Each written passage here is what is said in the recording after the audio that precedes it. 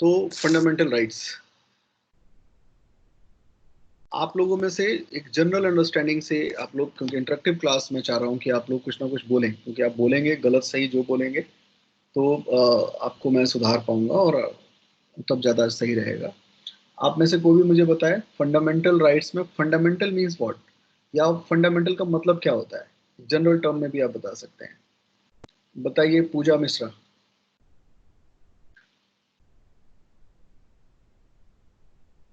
Fundamental क्या होता है?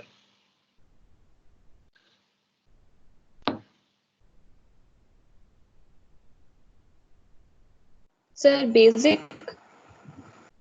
Basic, right. और कोई बताए? अच्छा, राइट्स से क्या मतलब है? राइट्स क्या होते हैं? अधिकार से मतलब क्या होता है? कोई भी बताए? जया बताइए।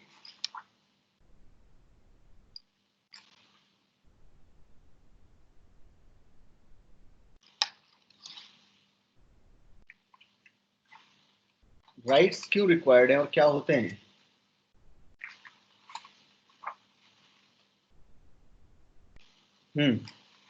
बताओ।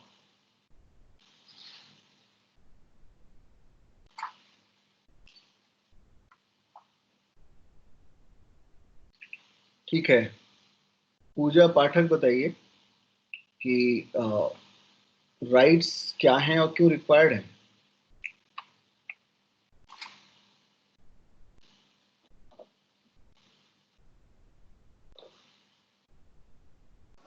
हेलो। बताएं।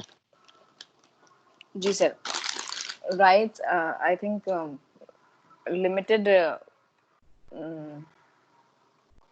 एक मिनट,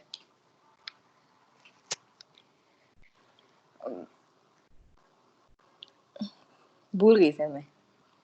मुझे याद है आपने लास्ट टाइम पूछा तो था, वो बताया नहीं था।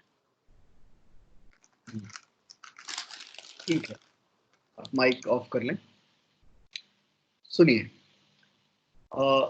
मैं थोड़ी सी हिस्ट्री में जा रहा हूँ ताकि आप लोग इसको बहुत डिटेल में सुने समझें। देखिए, राइट्स की जो बात आती है, अगर हम हिस्टोरिकल देखें तो खासतौर पे कॉन्स्टिट्यूशनल राइट्स की अगर हम बात करें, कॉन्स्टिट्यूशनल स्कीम की बात करें, तो वर्ल्ड में इस तरह की जो पहली घटना है, पहला जो इवेंट है, वो है ब्रिटिश कॉन्स्टिट्यूशनल स्कीम, ब्रिटिश संवैधानिक योजना, ब्रिटिश कॉन्स्टिट्यूशनल स्कीम। ये स्कीम क्या थी?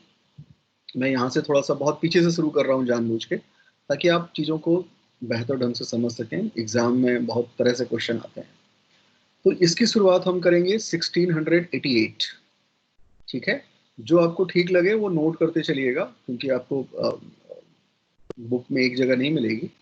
तो जो जो मुझे याद आता जा रहा है मैं बोलता जा रहा हूँ, और आप अपने अकॉर्डिंग छोटे छोटे पॉइंट बना के नोट करते चलिएगा।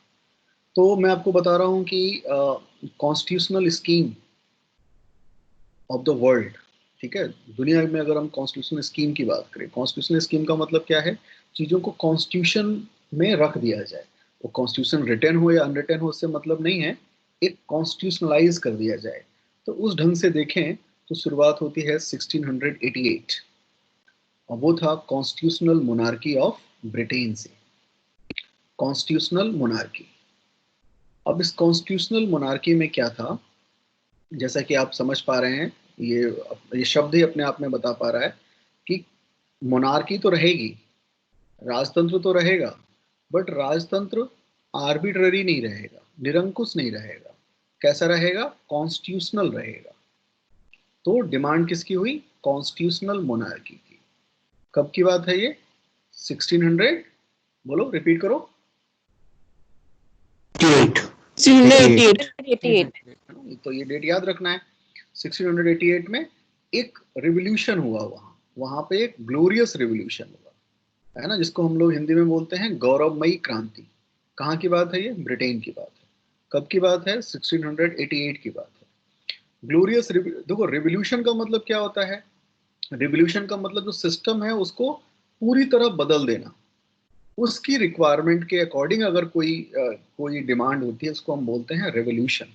ठीक है, मतलब माइनर चेंज नहीं, अगर हम बिल्कुल चीजों को उलट दें, है ना, अगर हम चीजों को, जिसको हम हिंदी में बोलते हैं आमूल चूल परिवर्तन हो, यानी कि फंडामेंटल चेंज हो जाए, है ना, बेस ही बिल्कुल पलट जाए, तो उसको हम बोलते हैं रेवोल्यूशन। ठीक है, जैसे आप लोग जब हिस्ट्री पढ़ते हो तो आप पढ़ते हो फ्रीडम स्ट्रगल, स्ट्रगल और रिवोल्यूशन में फर्क है। ठीक है, रिवोल्यूशन का मतलब सिस्टम को बिल्कुल उखाड़ के फेंक देना है और नया सिस्टम लेके आना है, दैट इज कॉल्ड रिवोल्यूशन। तो ये था ग्लोरियस रिवोल्यूशन। ग्लोरियस रिवोल्यूशन क्या था और क्या डिमांड थी? डिमांड ये थी कि हमें कोई फर्क नहीं पड़ता मोनार्क रहे, बट मोनार्क जैसा आर्बिट्ररी अपने मन से काम कर रहा है, किसी के लिए अकाउंटेबल नहीं है, रिस्पॉन्सिबल नहीं है, आंसरेबल नहीं है, ऐसा नहीं चाहिए, हमें कॉन्स्टिट्यूशनल मोनार्की चाहिए। और इस तरह से मानव इतिहास में, ह्यूमन हिस्ट्री में पहली बार अगर हम देखें तो ये था एक ग्लोरियस रिवोल्यूशन जो था कॉन्स्टिट्यूशन की डिमांड पर। और कॉन्स्टिट्यूशन का मतलब था कि हमें लिमिटेड गवर्नमेंट चाहिए।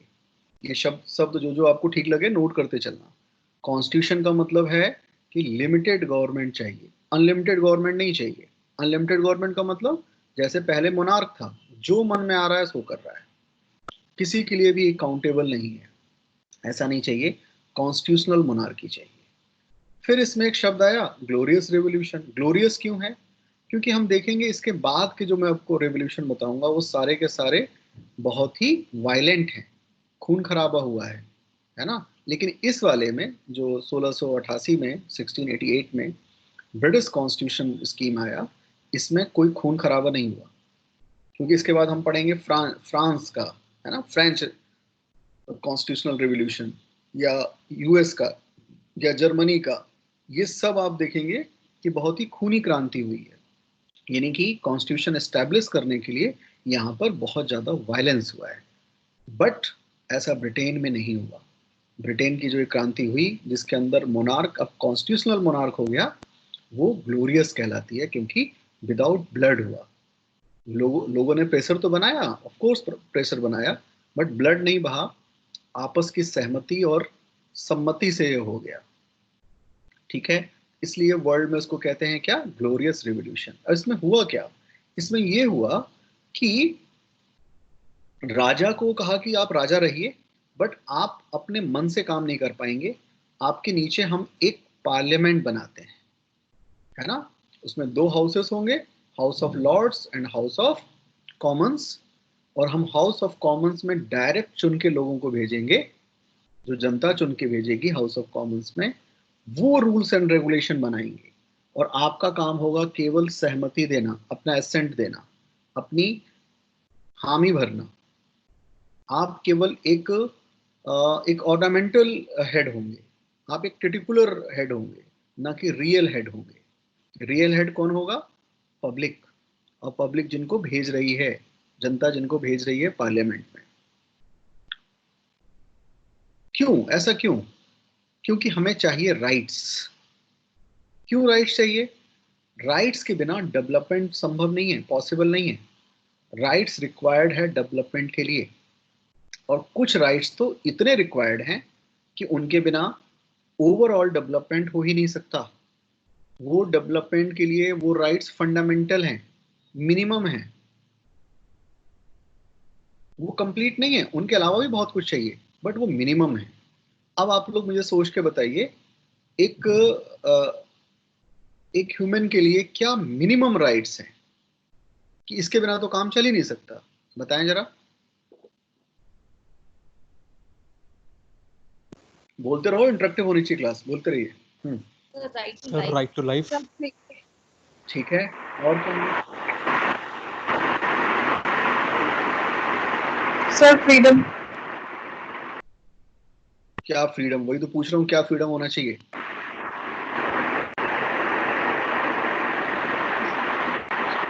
Sir to speak. और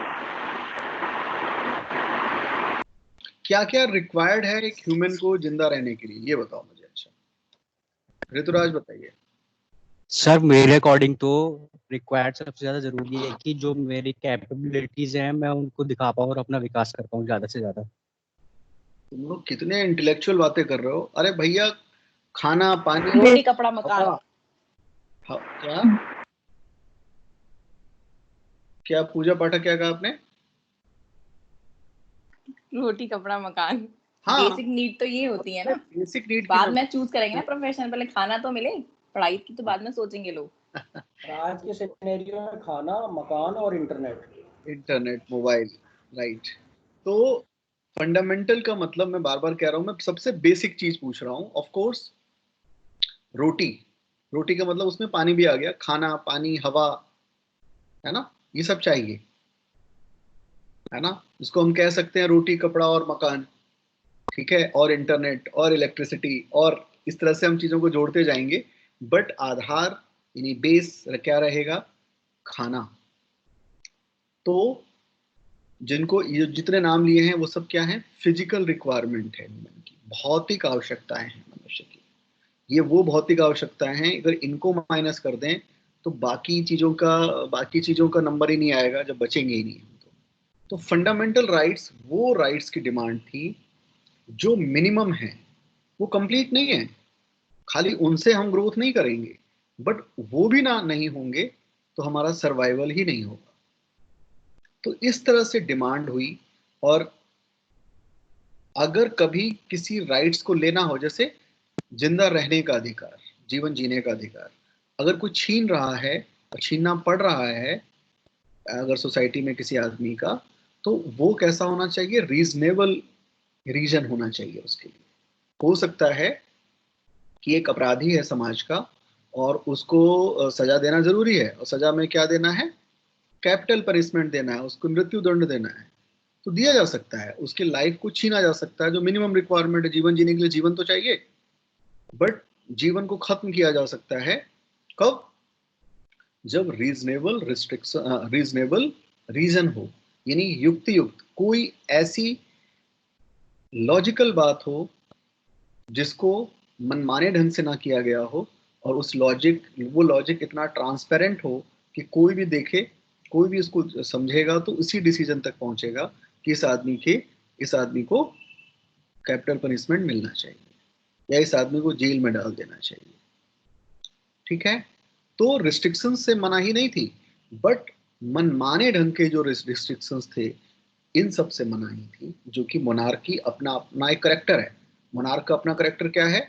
वो आमतौर पे अकाउंटेबल नहीं होता लोगों के लिए, क्योंकि मोनार्क का मतलब ही है कि अकाउंटेबिलिटी किससे है? गॉड से है। और गॉड वॉड कोई है या नहीं, या उसके बारे में क्या बात करना, गॉड तो जवाब देने आएगा नहीं, और वो बाकी जो जनता है उसके लिए अकाउंटेबल है ही नहीं। तो हमें एक ऐसी व्यवस्था चाहिए थी जो लोगों के लिए अकाउंटेबल हो। राजा क्या कहता था? मैं किसके लिए अकाउंटेबल हूं? केवल ईश्वर के लिए। अब ईश्वर के लिए अकाउंटेबल है, ये कुछ थोड़ा सा रैशनल नहीं लगता। उसका सवाल जवाब खाली ईश्वर करेगा, पर जिंदगी तो अच्छी या बुरी हमारी हो रही है, पब्लिक की हो रही है। तो हमें एक ऐसी व्यवस्था चाहिए थी, और ये व्यवस्था कैसे आई? कॉन्स्टिट्यूशनल मोनार्की से आई, और इसकी शुरुआत हुई 1688 में, जिसको हम ग्लोरियस रिवॉल्यूशन ऑफ ब्रिटेन कहते हैं। क्या इतनी बात समझ में आई आप लोगों को? Yes sir. Yes sir. और इसके लिए डिमांड किया गया राइट्स का, और ये राइट्स थोड़ा पहले से चले आ रहे थे, कि स्ट्रक्चर तो थे, बट हम इसको मान सकते हैं कि उस राइट्स को कहा गया कि ये मैग्ना कार्टा है। मैग्ना कार्टा की डिमांड तो पहले से थी, उसके वो वर्ड एग्जिस्ट में था, बट ये जो ग्लोरियस रेवोल्यूशन हुआ उसमें वो अपना सही शेप में आ पाया, और उसको बोला गया मैग्ना कार्टा। मैग्ना कार्टा का कि हिंदी क्या है? महाअधिकार। महाअधिकार से मतलब बड़ी बड़ी बातों से कोई मतलब नहीं है, मिनिमम रिक्वायरमेंट। और मिनिमम रिक्वायरमेंट ह्यूमन की क्या है? ये सब कुछ, और अगर ये सब में से कुछ छीना जा रहा है, छीना जा सकता है, सरकमस्टांसेस ऐसे हो सकते हैं, तो वो रीजनेबल हो, वो किसी तर्क पे आधारित हो, मनमाने ढंग से ना हो, राजाओं की या किसी और सामंत के मन पे डिपेंड ना कर रहा हो। बात समझ में आई? क्लियर है ना? Yes sir. थोड़ा यस। और गहरे समझें इसको तो आपको हिस्ट्री में और सोसाइटी पर जब आप पढ़ेंगे या सोशियोलॉजी पढ़ेंगे, वहाँ भी बहुत सारा काम आएगा, और इकोनॉमी में भी काम आएगा। तो हम अभी जो भी पढ़ रहे हैं वो मल्टी सब्जेक्ट को ध्यान में रखकर मैं अभी समझा रहा हूँ आपको। तो ध्यान से सुनिए, ये कब की बात है? 1688, यानी कि 17th सेंचुरी की बात है। ये वही सेंचुरी है जब कैपिटलिज्म काफी तेजी से बढ़ रहा था, और जो कैपिटलिस्ट क्लास है उसकी जो फिलॉसफी है उसको क्या बोलते हैं? उसको बोलते हैं लिबरल फिलॉसफी, है ना, लिबरलिज्म, ठीक है, उदारवाद। तो फिलॉसफी का नाम क्या है? उदारवाद, है ना, इंग्लिश में क्या बोलते हैं? लिबरलिज्म। और उसका जो इकोनॉमिक इंटरप्रिटेशन है या उसका इकोनॉमिक आइडेंटिटी है उसको बोलते हैं कैपिटलिज्म। दोनों में मतलब बिल्कुल जो लोग पहली बार सुन रहे हैं वो भी समझ पा रहे हैं क्या? मैं कह रहा हूं कि कोई भी चीज अगर एग्जिस्ट कर रही है ना, कोई भी अगर एक्शन आप देख रहे हैं, इसके पीछे कोई ना कोई माइंड होगा ना, इसके पीछे कोई ना कोई फिलॉसफी होगी। तो एक्शन क्या है? इकोनॉमी। इकोनॉमी में किस ढंग से हमें अपनी इकोनॉमी को ग्रोथ करना है, किस ढंग से चलाना है, उसका एक तरीका है कैपिटलिस्ट तरीका। तो ये तो एक्शन है। हर एक्शन के पीछे कोई ना कोई माइंड होता है, कोई ना कोई सोच होती है, विचार होता है, कोई फिलॉसफी होती है, और उस फिलॉसफी को कहते हैं, इस कैपिटलिज्म की फिलॉसफी को क्या कहते हैं? बताओ। लिबरलिज्म। लिबरलिज्म, राइट, ठीक है। और लिबरलिज्म किन लोगों की फिलॉसफी आई थी? बहुत ध्यान से सुनिए। 14th 15th सेंचुरी तक मोनार्क थे। मोनार्क हुआ करता था, पूरे वर्ल्ड में सब जगह पे किंग होता था, और किंग लगातार कमजोर था, काफी कमजोर किंग हुआ करता था आमतौर पे। कमजोर क्यों होता था? मजबूत कौन होता था उसकी जगह? उसकी जगह मजबूत दो और संस्थाएं थी। तो कुल मिला के पूरी सोसाइटी में वर्ल्ड वाइड मोटे तौर पे 3 संस्थाएं हुआ करती थी। एक संस्था थी कौन सी? मोनार्क। दूसरी कौन सी थी? क्लर्जी। क्लर्जी मतलब पुरोहित, पंडित, पुरोहित, मौलवी, चर्च, है ना। और तीसरी थी क्या? सामंत, फ्यूडल, ठीक है, जो अलग अलग फ्यूडल लॉर्ड्स हुआ करते थे। तो सोसाइटी की जो पावर है वो कितने भागों में डिवाइड थी? कितने पार्ट्स में? 3 पार्ट्स में। कौन कौन, जल्दी से बताओ। monarch, clergy और सामंत, एंड सामंत, या इसको इंग्लिश में क्या बोलते हैं? फ्यूडल। फ्यूडल, फ्यूडल पावर्स, ठीक है। अब ऐसे में अब पावर 3 जगह डिवाइड है, और ऐसे में सब लोग अपने अपनी तरफ खींचातानी करेंगे पावर की। जनता की तो खैर कोई पूछ ही नहीं रहा, उनकी तो गिनती ही नहीं है, वो तो कीड़े मकोड़े के बराबर भी नहीं है अभी, ठीक है। कीड़े मकोड़े इंपॉर्टेंट है, उतना इंपॉर्टेंट पब्लिक भी नहीं है, ठीक है। तो पावर 3 जगह डिवाइडेड है, और इन तीनों में देखा जाए तो सबसे कम ताकतवर या सबसे निरीह प्राणी कौन है? मोनार्क। क्यों मोनार्क में निरीह प्राणी है? क्योंकि अभी सोसाइटी में 13-14 सेंचुरी की मैं बात कर रहा हूं, तब तक की बात कर रहा हूं, रैशनल सोच की जगह कम थी। उसकी जगह सोच क्या था? उसकी जो रैशनलिटी की जगह क्या सोच थी? कि रैशनलिटी तो जो रैशनल जो माइंड है वो तो, जैसा कि पवित्र बाइबल के इंटरप्रिटेशन किया गया इस ढंग से उस जमाने में, और उसमें ये कहा गया कि जो बहुत तर्क लगा रहे हैं, तर्क लगाना किसका काम है? तर्क वाली बुद्धि कहाँ से आती है? शैतान से आती है ना। विश्वास करना चाहिए, फेथ। फेथ जहां है वहां गॉड है। जहां पे तर्क है तो क्वेश्चंस हैं। इस तरह का क्वेश्चन उठाना किसका काम है? कैसे होता है ये? जब दिमाग में, बुद्धि में, आत्मा में शैतान का वास होता है, वो क्वेश्चन उठाता है, ठीक है। तो मोटे तौर पे तर्क के खिलाफ, रैशनलिटी के खिलाफ। अब ये किसके हित में है? अगर हम अपनी बुद्धि बंद कर दें, बुद्धि का स्विच ऑफ कर दें, और केवल फेथ या बिलीफ की बात करें, बताओ ये किसके हित में है? Religious person, clergy, yes, clergy के हित में है। आज भी तो देखो, आप अगर कोई क्वेश्चन उठाते हैं कि ये सिस्टम ऐसे नहीं, ऐसा होना चाहिए, मैं सोशल या रिलीजियस सिस्टम की बात कर रहा हूँ, तो अब तो थोड़ा बहुत कम भी हो गया, वरना फैमिली में क्या कहते हैं, परिवार में ना, अरे पाप लगेगा, इस तरह की बात नहीं करते, है ना। पाप लगेगा मतलब क्या? आप अगर क्वेश्चन उठा रहे हैं और वो क्वेश्चन आपका, देखिए, इतनी तो सिंपल सी बात है कि कोई भी क्वेश्चन फजूल नहीं होता। हर क्वेश्चन का की अपनी वैलिडिटी होती है, अपनी वैल्यू होती है, ठीक है।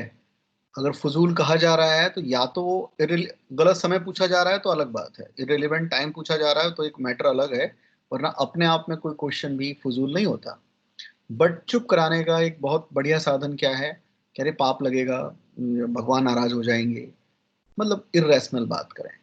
आप इस समय भी, आज की तारीख में भी बाबाओं की बात सुनिए, जो भी सो कॉल्ड स्पिरिचुअल गुरु हैं, वो कुल मिला के क्या कह रहे हैं कि अपनी रैशनैलिटी वाली बुद्धि ऑफ कर दीजिए और विश्वास कीजिए, फेथ कीजिए। और फेथ भी कैसा, बिल्कुल जैसा कहा जा रहा है लकीर के फकीर बनिए, और आप मतलब उसको प्रमोट कर रहे हैं।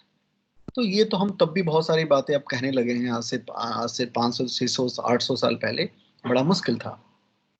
तो इरेशनल होना बहुत फेवर में है रिलीजन के, और उस समय रिलीजन जो भी कर रहा था उसी को हम डार्क एज कहते हैं। डार्क एज का मतलब नो रैशनैलिटी।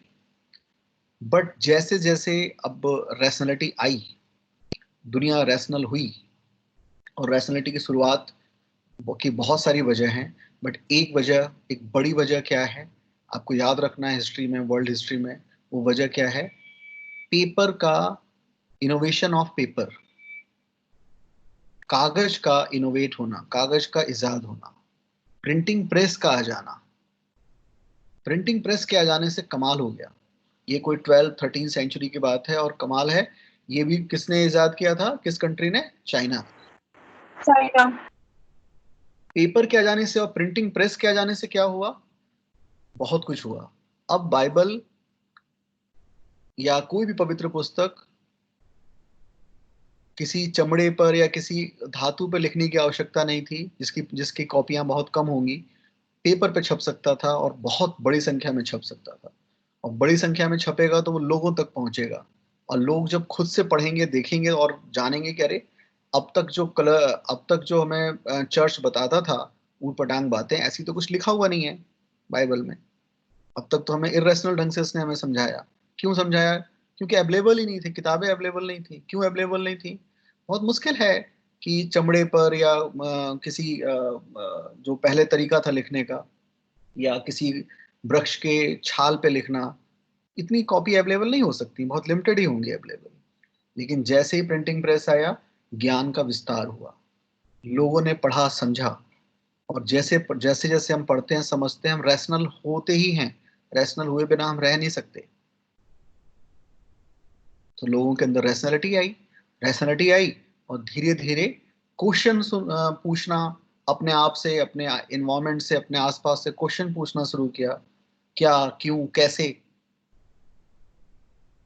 तो असली गुरु मंत्र यही है, क्या, क्यों, कैसे। जब हम पूछते हैं, हर चीज से क्वेश्चन उठाते हैं, तर्क करते हैं, तो हम धीरे धीरे हम क्या क्या डेवलप करते हैं, उसी को आज हम साइंस कहते हैं। साइंस का मतलब हम चीजों को एज इट इज नहीं मान ले रहे हैं, हम उसको एनालाइज कर रहे हैं और रैशनल एक कंक्लूजन तक पहुंच रहे हैं, है ना। हम यूं ही नहीं मान ले रहे हैं। और जैसे जैसे रैशनैलिटी बढ़ी, साइंस बढ़ा। साइंस का काम ही है कि जीवन को आसान करे थ्रू टेक्नोलॉजी। साइंस बढ़ी तो टेक्नोलॉजी भी बढ़ी। टेक्नोलॉजी बढ़ी तो जो काम हाथ से होता था, अब वो काम, सारे काम किससे हो रहे हैं, मशीनों से हो रहे हैं। मशीनों से होने से क्या हुआ, प्रोडक्शन कई गुना बढ़ गया। एक हैंडीक्राफ्ट, अगर मैं एक कुर्ता पहने हुए हूँ, ये कुर्ता अगर एक परिवार बनाने को कहा जाए कि एक आप कुर्ता बनाइए, ऐसा कुर्ता, तो उनको हो सकता है पूरा 1 महीना लग जाए, एक पूरा परिवार एक कुर्ता बनाने में। क्यों, वो पहले जो कपास होगा उसको उसको धागा बनाएंगे, उसका ये करेंगे वो करेंगे, करते करते हो सकता है कि 1 महीने में 1 या 2 कुर्ता ही बना पाए। बट यही कुर्ता अगर मशीन को बनाना हो, तो वो तो कैपेसिटी पर डिपेंड करता है मशीन के। एक दिन में वो हजारों पीस सेम ऐसे का ऐसा ही बना सकते हैं। तो प्रोडक्शन कई गुना बढ़ गया। अब ध्यान देना है, जैसे ही प्रोडक्शन बढ़ा, तीसरा वर्ग सामने आया, चौथा वर्ग सामने आया, सॉरी। चौथा वर्ग कौन सा था, मिडिल क्लास। मिडिल क्लास कौन था, जिसने साइंस का इस्तेमाल किया थ्रू फैक्ट्री, थ्रू इंडस्ट्री। तो इन बाकी तीनों ने क्यों नहीं किया, उनको जरूरत ही नहीं थी। वो सोसाइटी में एस्टेब्लिश लोग थे, राजा कोई काम थोड़ी ना करता है। और पुजारी, अरे पुजारी तो फिर पुजारी ने काम कर दिया तो फिर क्या बात है, पुजारी क्यों काम करेगा। और सामंत, सामंत के पास जमीनें हैं, खेती होती है, उसके पूरा पूरा गांव उसी के नौकर हैं एक तरह से, और उसके लिए काम कर रहे हैं, उसको इतनी मेहनत करने की या परिश्रम करने की क्या जरूरत है। चौथा वर्ग था मिडिल क्लास। मिडिल क्लास कौन था? ना तो वो क्लर्जी की तरह या राजा की तरह या सामंत की तरह संपत्ति वाला था बहुत ज्यादा, और ना ही बहुत ही दीनहीन अवस्था में था, बहुत ही कॉमन भी बिल्कुल नहीं था कि उसके पास खाने के लिए मर रहा है वो, बट मिडिल में कहीं था, है ना। उस क्लास ने पूरा, उसको काफी लाभ हुआ। लाभ क्यों हुआ? मिडिल क्लास का मतलब ही है ऐसा मेंटल स्टेटस जो जहां है उससे कहीं आगे बढ़ना चाहता है, वो अपने सिचुएशन से सेटिस्फाई नहीं है जहां भी वो स्टैंड कर रहा है। हम और आप कहते हैं अपने आप को कि हम मिडिल क्लास में हैं, तो मिडिल क्लास का एक मतलब ये भी है और बातों के अलावा कि हम जहां भी हैं हम सेटिस्फाई नहीं है, हम उससे बेटर करना चाहते हैं, उससे कहीं दूर जाना चाहते हैं, ठीक है। तो ये क्लास उभर के आया और इस क्लास को भी जगह चाहिए थी, सोसाइटी में जगह चाहिए थी। क्यों? क्योंकि 200-300 सालों के इंडस्ट्रियलाइजेशन के बाद इसके पास संपत्ति तो आ गई, बट सोसाइटी में उसकी वो इज्जत नहीं थी जो एक सामंत की थी। आज भी देखें, उत्तर प्रदेश के पूर्वी क्षेत्रों में देखें या बिहार में देखें, जिनके पास जमीनें हैं, है ना, और आमतौर पे वो दबंग जातियां हैं, है ना, क्षत्रिय,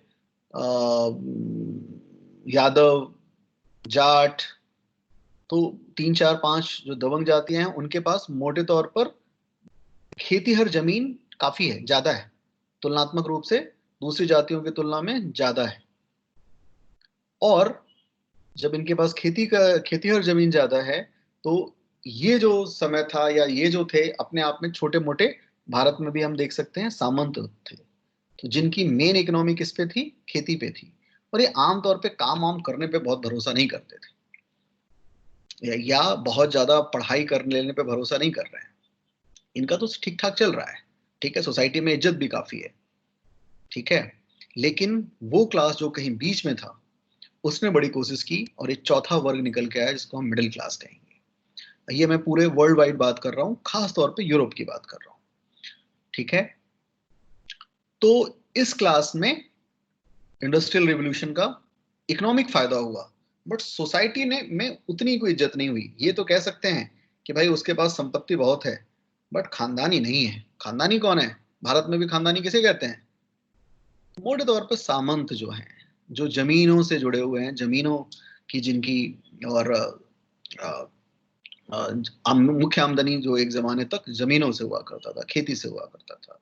वो खुद काम नहीं करते थे, उनके खेतों पे दूसरे लोग काम करते थे, जो लैंडलेस लेबर हुआ करते थे, लैंडलेस लोग करते थे काम, ठीक है। तो मैं एक सरलीकरण करके बता रहा हूँ पूरे इतिहास को, ताकि आप कनेक्ट कर सकें चीजों को। तो ये वर्ग निकला। अब ये वर्ग धीरे धीरे इकोनॉमिकली रिच हो रहा है, बढ़ रहा है, क्योंकि इंडस्ट्री बढ़ रही है, बढ़ रहा है वो। और वो अपने फायदे के लिए, कौन से फायदे?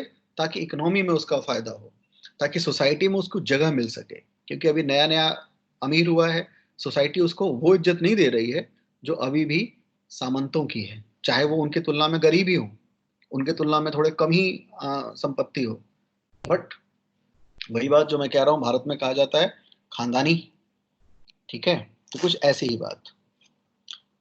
खैर, अब इस वर्ग ने, ये जो मिडिल क्लास है, जो इंडस्ट्रियलिस्ट है ना, इसने राजा को पावरफुल बनाना शुरू किया। बहुत ध्यान से सुनिए, इसने किसको पावरफुल बनाया? राजा को। क्यों राजा को पावरफुल बनाया? राजा को पावरफुल बनाया ताकि ये जो क्लर्जी और जो सामंत हैं इनको दबाया जा सके। तो शुरुआत में इस वर्ग ने किसको सपोर्ट किया? मोनार्क को। क्यों सपोर्ट किया? किसको दबाने के लिए? सामंत और चर्च को। सामंत और चर्च को। क्यों सामंत और चर्च? क्यों? सारी फसाद की जड़ आप देखेंगे, सबसे बड़ी फसाद की जड़ कौन है? चर्च। कौन से चर्च? मतलब मैं आज की चर्च की बात नहीं कर रहा, मैं जो बात कर रहा हूँ, जितनी सारी बातें कर रहा हूँ, वो मिडल एज की बात कर रहा हूँ, जिसको हम लोग मोटे तौर पे डार्क एज और उसके बाद का समय कहते हैं। ठीक है, जब रैशनलिटी का कहीं स्कोप नहीं था। ठीक है, और राजा की तो कोई खास हैसियत थी ही नहीं उस टाइम, क्योंकि सारे के सारे जो पब्लिक भी है वो किसके सपोर्ट में हुआ करती थी? चर्च के सपोर्ट में। क्यों? चर्च ने समझा दिया था ये जीवन तो कोई जीवन है ही नहीं, आप कितना जी लोगे? कोई बहुत जिएगा तो एवरेज 100 साल जी लेगा, बट जो मृत्यु के बाद जीवन है वो अनंत जीवन है।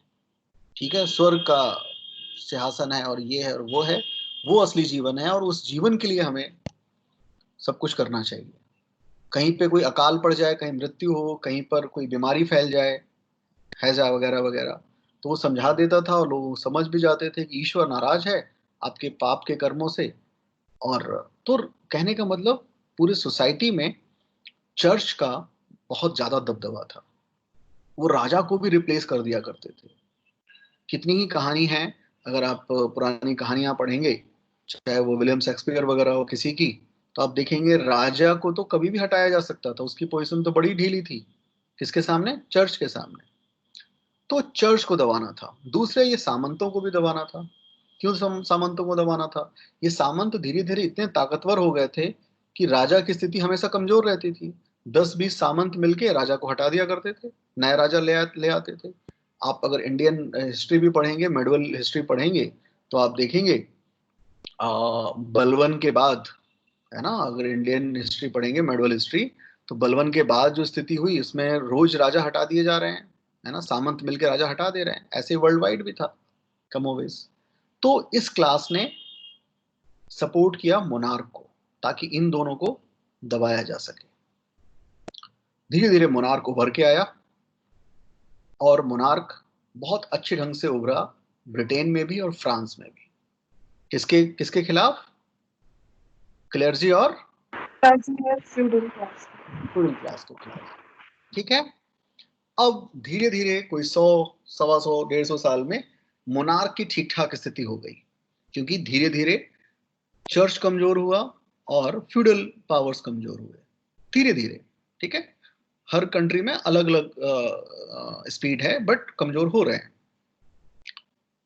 ठीक है, अब जैसे ही मोनार्क का 50, 60, 100 साल हुआ अपनी पावर को बढ़ाते हुए, इस मिडिल क्लास ने डिमांड किया, या इस कैपिटलिस्ट क्लास ने डिमांड किया और ज्यादा राइट्स से। राजा से कहा कि राजा, अब आपकी बारी है अपनी पावर को कम करने की, और आपकी पावर को कम करने का सबसे सही तरीका है कि पार्लियामेंट सिस्टम हो।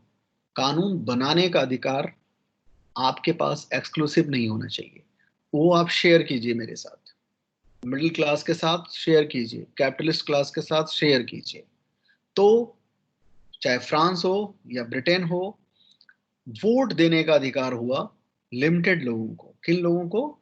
जो इनकम टैक्स देते थे या दे सकते थे, जो एक लिमिट तक पढ़े हुए थे, अनपढ़ लोग नहीं, और पुरुष थे। तो उन पुरुषों को, उन मेल लोगों को, जो कह सकते हैं कि नए नए धनाढ़ हुए हैं, इनकम टैक्स और टैक्सेशन वाले सिस्टम में आ रहे हैं, डायरेक्ट टैक्स की मैं बात कर रहा हूं, और किसी न किसी तरह से एक एजुकेशन भी है उनके पास। तो हम कह सकते हैं कि एक नए इलीट क्लास आया, उसके लिए था ये डेमोक्रेसी। और इस डेमोक्रेसी का मतलब क्या था? कि कॉन्स्टिट्यूशन बनेगा, और कॉन्स्टिट्यूशन में तय होगा कि क्या बनेगा, एक पार्लियामेंट बनेगा, और पार्लियामेंट में लोग चुन के जाएंगे जो वोट के थ्रू जाएंगे, और ये वोटर जो होंगे वो हर कोई नहीं होगा, कुछ लिमिटेड लोग होंगे। तो एक तरह से कैपिटलिस्ट क्लास की अपनी रिक्वायरमेंट रही, जो मोनार्क के सामने आया। मोनार्क मजबूर हो गया, मजबूर किया गया लगभग सब जगह कि अपनी पावर को वो कम करे, और ये सिलसिला लगातार चला। लगातार का मतलब और कम पावर हुआ मोनार्क का, और कम पावर मोनार्क का हुआ लगातार। और वो पावर किसके पास चला गया? किसके पास आया?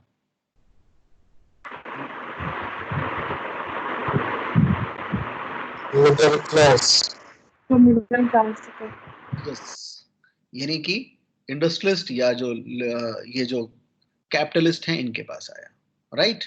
तो दुनिया भर में जहां पर भी राइट्स की बात है वो एक्चुअल में कैपिटलिस्ट क्लास की डिमांड है।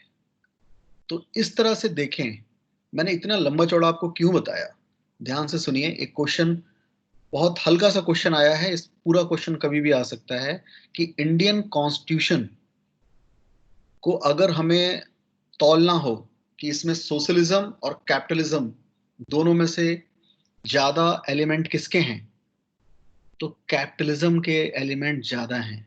हम स्वभाव से ही कैपिटलिस्ट हैं। सुन के आप लोगों को, कुछ लोगों को अजीब सा लगेगा, मैं फिर से रिपीट कर रहा हूं, इंडियन सोसाइटी शुरू से ही कैपिटलिस्ट है। इवन की जो सबसे बड़ा रिलीजन है भारत में, सबसे बड़ी संख्या, हिंदुज्म, वो एक्चुअल में उसकी जो सोच है वो कैपिटलिस्ट है, सोशलिस्ट नहीं है।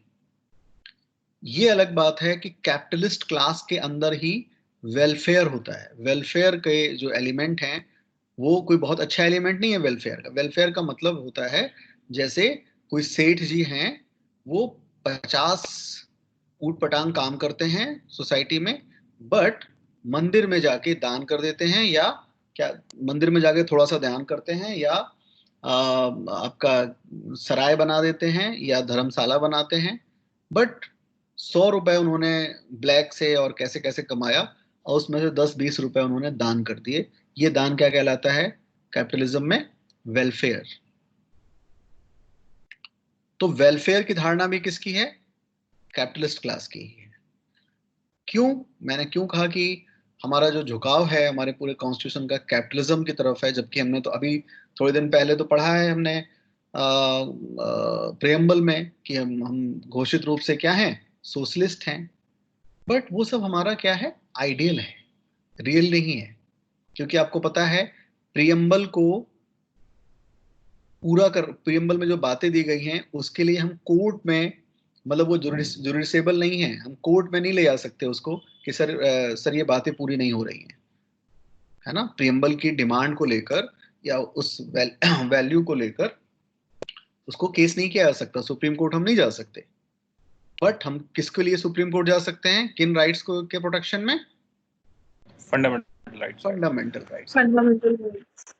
तो आपको मैं एक नया अप्रोच देने की कोशिश कर रहा हूँ। हो सकता है कि 100% ना भी समझ रहे हो आप, कोई फर्क नहीं पड़ता, बट उस तरफ आपको सोचना है कि फंडामेंटल राइट्स गारंटेड राइट्स होते हैं। इनकी गारंटी कौन दे रहा होता है? खुद कॉन्स्टिट्यूशन दे रहा होता है। और कॉन्स्टिट्यूशन के तरफ से कौन देता है, कौन उसको कॉन्क्रीट ढंग से कौन दे रहा होता है? यहाँ का सुप्रीम कोर्ट। तो वर्ल्ड में जहां जहां पर भी कैपिटलिस्ट सोसाइटी है, सोसाइटी से ही कैपिटलिस्ट है, वहां पर फंडामेंटल राइट्स दिए गए हैं। सबसे घोषित रूप से फंडामेंटल राइट्स दिए गए, राइट्स, बिल ऑफ राइट्स के नाम से। कहां पर? किसके कॉन्स्टिट्यूशन में? अमेरिकन कॉन्स्टिट्यूशन में। ठीक है, bill of rights. Bill of rights, rights किसके होते हैं? देखो, मैं फंडामेंटल राइट्स अभी पढ़ाऊंगा, हो सकता है कल नेक्स्ट क्लास में पढ़ाऊं मैं और डिटेल में। अभी मैं इंट्रोड्यूस कर रहा हूं और मैं उसकी कोई निगेटिव नहीं बता रहा हूं, मैं आपको पहले बैलेंस कर रहा हूं। जब हम उस फंडामेंटल राइट्स पढ़ना शुरू करेंगे तो आपको प्रतीत होगा कि बिल्कुल स्वर्ग में है, स्वर्ग उतरने वाला है धरती पे। ठीक है, ये सारी बातें मान ली जाएं, ये बातें हो जाएं तो भारत तो अब स्वर्ग में ही होना चाहिए था, बस हो या नहीं हुआ तो हो जाएगा कुछ ही सालों में। बट आपको उसके पीछे की रियलिस्टिक भी समझनी है कि राइट्स की डिमांड कहाँ होती है? जहां पे कैपिटलिस्ट सोसाइटी होती है। कैपिटलिस्ट सोसाइटी को मोटे तौर पे समझें, जहां पर हैव्स हैं, जिनके पास शक्ति है, पैसा है, वहां पर राइट्स की डिमांड ज्यादा है। जैसे हमें राइट है कि हम राइट टू फ्लाई, हम उड़ सकते हैं। मैं जहाज पे बैठूं तो मेरी कोई जेंडर के बेस पर, मेरी कास्ट के बेस पर, मेरा जन्म कहाँ हुआ है, किसी भी बेस पर मुझे कोई डिनाई नहीं कर सकता। मुझे यहाँ से चेन्नई जाना है और मैं अगर फ्लाइट लेता हूँ तो उसमें कोई डिस्क्रिमिनेशन नहीं होगा। ये मेरा राइट है कि मैं यहाँ से चेन्नई जाऊं और हवाई जहाज से जाऊं, ये मेरा राइट है। बट ये राइट की कोई वैल्यू नहीं है अगर मेरे पास जेब में टिकट लेने के पैसे नहीं है। तो टिकट लेने के पैसे की डिमांड या टिकट लेने की पैसे की व्यवस्था नहीं कर रहा ये राइट। ये राइट हमें केवल पॉलिटिकल राइट दे रहा है कि पॉलिटिकली हमें कोई मना नहीं कर सकता इस बेस पर कि मेरा जन्म कहाँ हुआ है या किस रूप में हुआ है, किस धर्म में हुआ है, किस जाति में हुआ है, किस भाषा को मैं बोलता हूँ, इस बेस पर डिस्क्रिमिनेशन नहीं होगा। बट इस बेस पर डिस्क्रिमिनेशन हो सकता है कि मुझे जाना अर्जेंट है चेन्नई, हो सकता है आपसे ज्यादा अर्जेंट हो, आप घूमने जा रहे हो और मुझे वहां पर किसी की जान बचाने जाना हो, बट अगर टिकट लेने का मेरे पास शक्ति नहीं है, क्योंकि टिकट लेने की शक्ति का मतलब क्या था, इकोनॉमिक राइट्स। तो ये इकोनॉमिक राइट्स नहीं है। फंडामेंटल राइट्स सारे के सारे या ज्यादातर राइट्स कौन से हैं, पॉलिटिकल राइट्स। ओके, और पॉलिटिकल राइट्स की जो डिमांड है वो कहां से है, कैपिटलिज्म। तो बिल्कुल नई बात मैंने आपको बताई, किसी भी किताब से हटके आपको ध्यान से समझना है, ठीक है। बहुत सारे डाउट्स भी होंगे आपको इसमें, पूछें आप लोग, बिल्कुल खुल के पूछें तो उससे और स्पष्टीकरण हो जाएगा। पूछिए, फिर मैं आगे बढ़ता हूँ। जो भी मैंने अब तक बात की है उसमें से पूछिए। सुनील सर, मेरा एक छोटा सा क्वेश्चन है कि जैसे आपने वर्ड यूज़ करा कैपिटलिस्ट, तो कैपिटलिस्ट सर आपने किस रेफरेंस में यूज़ करा, मतलब ये सिर्फ जो बड़े उद्योगपति हैं जो ट्रेड्स में उसमें पैसा लगा रहे हैं, या कोई भी टैक्स पेयर? ओके, आप में से कोई बताए कैपिटलिज्म का, कैपिटलिस्ट होने का बेसिक मतलब क्या है, क्या डेफिनेशन हो सकती है, बिल्कुल बेसिक, किसे कहते हैं capitalist? Sir, concept of having private property. Okay, और कोई ट्राई करे? Sir, maximum collection of wealth, the thought process of that is capitalism actually. काफी करीब हैं आप, ध्यान से सुनिए। ये कई इसके डेफिनेशन हैं जो अभी रेलिवेंट, जो अभी मैं बात कर रहा हूं उसमें कैपिटलिस्ट जो विचारधारा है उसका बेस है maximisation of profit, profit profit more profit. आज मैंने एक स्टेटस भी डाला है, पता नहीं डाला है कि नहीं डाला, एक मिनट। तो मतलब सर फिर इसका मतलब ये हुआ कि अगर कोई ये सोचता है कि ज़्यादा से ज़्यादा प्रॉफिट, अगर if anybody is thinking towards gaining more and more profit, तो वो कैपिटलिस्ट है? हाँ, इस रेफरेंस में वो कैपिटलिस्ट है, क्योंकि प्रॉफिट तो सर प्रॉफिट मोर प्रॉफिट का मतलब है कि मेरे सारे एथिक्स, मेरे सोसाइटी के सारे नॉर्म्स, मेरी जीवन शैली, सब कुछ इस बात पर डिपेंड करेगी कि मेरा मेन काम क्या है, profit profit more profit. Okay, तो सर फिर इस रेफरेंस में तो जैसे वैल्यूज है ना, तो हम सोसाइटी में पहले भी व्यापार होता था और व्यापार के बिना सोसाइटी आगे बढ़ नहीं सकती। बट जब व्यापार ये सोचे कि मुझे मेन पर्पस मेरा क्या है, प्रॉफिट, लगातार प्रॉफिट, वो सोसाइटी या वो कल्चर या वो फिलॉसफी क्या है, कैपिटलिस्ट। तो सर फिर तो सब कैपिटलिस्ट है। जैसे मतलब सब प्रॉफिट ही कमाना चाहते हैं सर, चाहे वो कोई भी हो, चाहे वो लो क्लास में हो, चाहे वो मिडिल में हो। तो फिर तो आई थिंक कि मेरा मेन पूरा का पूरा बेस ही क्या है, मेरी जिंदगी भी चली जाए बट मेन पर्पस है प्रॉफिट। और मैं इसके लिए ना मैं एथिक्स को, किसी तरह के सोशल वैल्यूज को मानूंगा, ना मैं कुछ और नहीं मानूंगा। मेरा मेन बेस है प्रॉफिट, चाहे इसके लिए मुझे चीजों को किसी भी ढंग से मैनिपुलेट करना पड़े। All are capitalist. ओके, ठीक है, गॉट इट सर। तो मैं व्यापार करता हूं तो प्रॉफिट के लिए करता हूं, इसमें कोई दिक्कत नहीं है। बट ये जब एक्सट्रीम तक पहुंच जाए, जब ये कहा जाए कि एड्स जैसी कोई चीज है ही नहीं और ये केवल दवाइयों के लिए फैलाया गया है, पता नहीं सच है कि नहीं, मैं खाली एक एग्जांपल दे रहा हूं। जब ये कहा जाए कि कोविड-19 जैसी चीज है या नहीं, इस पे डाउट है, ये केवल पैसे या एक दुनिया को डराने का और एक पैसे कमाने का और इसका तरीका है, अगर इस ढंग से अगर सोचा भी जा रहा है, हो सकता है 100% गलत हो, ये सारी बातें गलत हो, बट अगर इस तरह का सोचा भी जा रहा है तो इंडिकेट करता है कि कैपिटलिज्म, कैपिटलिस्ट जो सोसाइटी है वो किस तरफ जा रही है। वो नहीं देखेगा कि हम इन्वायरमेंट से हम किस तरह से सामंजस्य करें। अगर मुझे लग रहा है प्रॉफिट प्रॉफिट मोर प्रॉफिट, तो इन्वायरमेंट चाहे खत्म हो जाए, हम चाहे ऑक्सीजन की जगह कार्बन डाइऑक्साइड ही सांस में लें, हमारे बच्चे, कुछ भी। तो आप देखेंगे लगभग सभी चीजों में मिलावट, इवन कि दूध से लेके दवाइयों तक में। ये क्या है? Profit, profit, more profit. All are indicating we are going to extreme capitalism. Okay? Yes sir. और कोई डाउट? सर अभी फंडामेंटल राइट्स को लेके एक डाउट है। अरे अच्छा, ओके हाँ बोलो। तो सुप्रीम कोर्ट ने कह दिया कि reservation is not a fundamental right. तो हाँ, ये कोई वैसे नई बात तो नहीं है, लेकिन क्योंकि हमारे पास अब फंडामेंटल राइट है ही नहीं है तो इसमें रिट तो लगा ही नहीं सकते। पर इसके अलावा क्या रेमेडी होती है आपको? मतलब अगर आपका किसी ने राइट छीन लिया है, if you were entitled to that much of reservation, इसमें कुछ ऊपर नीचे हुआ है, तो आप सीधे कोर्ट में, मतलब under what do you seek a remedy? अभी अंडर हम विच आर्टिकल? अभी थोड़ा रुक के बात करते हैं, पर मैं अभी कर ले रहा हूँ। राइट्स कई तरह के हैं, लीगल राइट्स हैं, है ना, और स्टैट्यूटरी राइट्स हैं, और फंडामेंटल राइट्स हैं। ठीक है, तो अगर फंडामेंटल राइट्स कोई राइट नहीं रह गया तो लीगल राइट्स की तरह हम अपील कर सकते हैं। सीधे सुप्रीम कोर्ट में नहीं जाएंगे, बट हाई कोर्ट में जाएंगे या दूसरे कोर्ट्स में जाएंगे, राइट?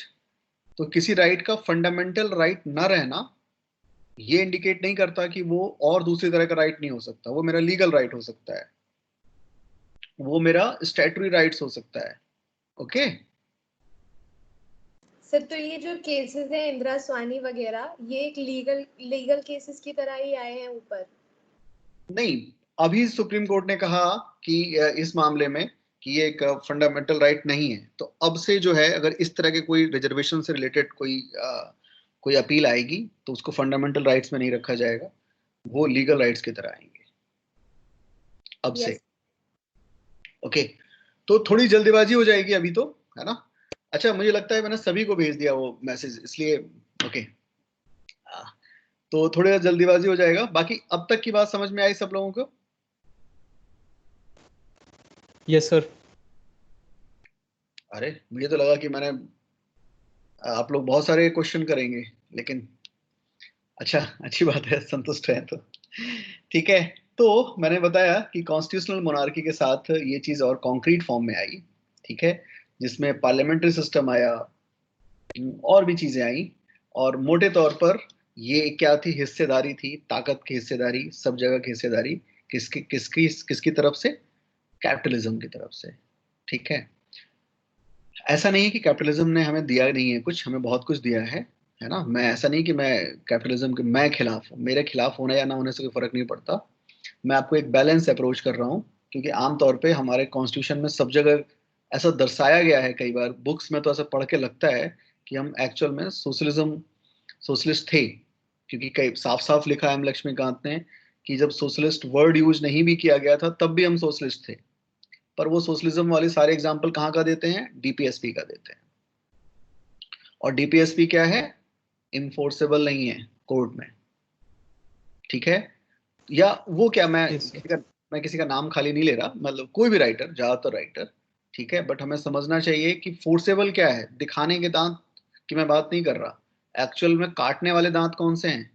फंडामेंटल राइट्स, ठीक है। और वो किसके लिए हैं? अगर आपके पास सक्षम हैं आप ज्यादा तो उसके लिए हैं, उसके लिए कम है जो इकोनॉमिकली या और तरह से सक्षम नहीं है, ठीक है। तो मोटे तौर पे क्या याद रखना है कि वैसे तो बहुत सारी वैरायटी है, बट पूरे फंडामेंटल राइट्स में मेजर जो एम्फेसिस है वो पॉलिटिकल राइट्स पर है, और केवल पॉलिटिकल राइट्स बहुत काम के नहीं है, ठीक है। वो तब तक काम के नहीं है जब तक सोशल और इकोनॉमिक राइट्स नहीं मिलते, तब पॉलिटिकल राइट्स की कोई वैल्यू है।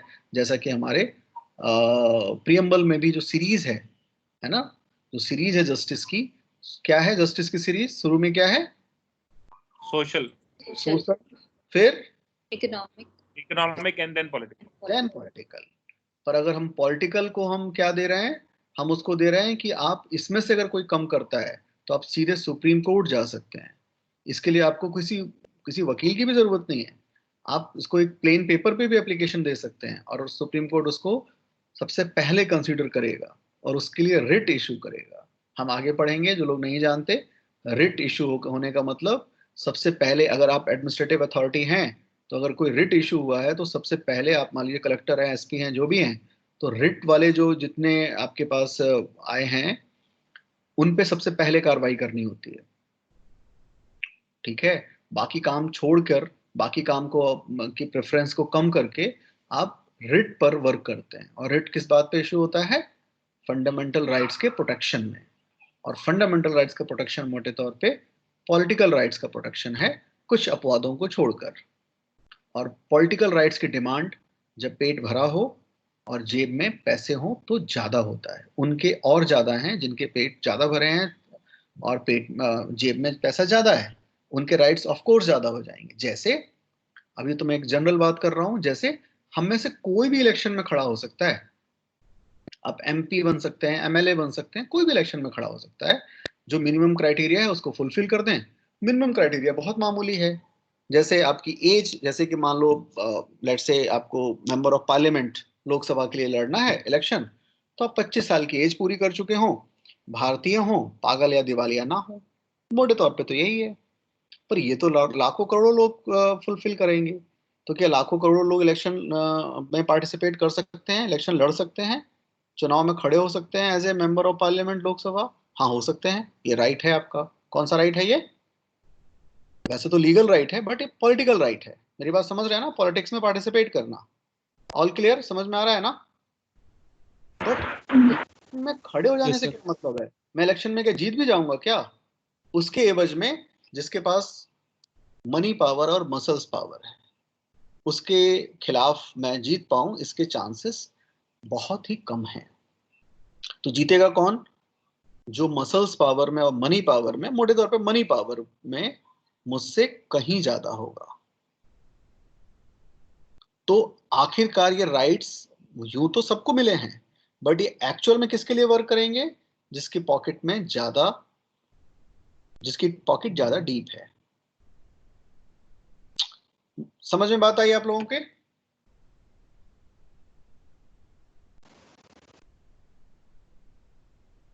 ओके, जैसे हेल्थ का अधिकार है, तो हेल्थ का अधिकार है, बिल्कुल है।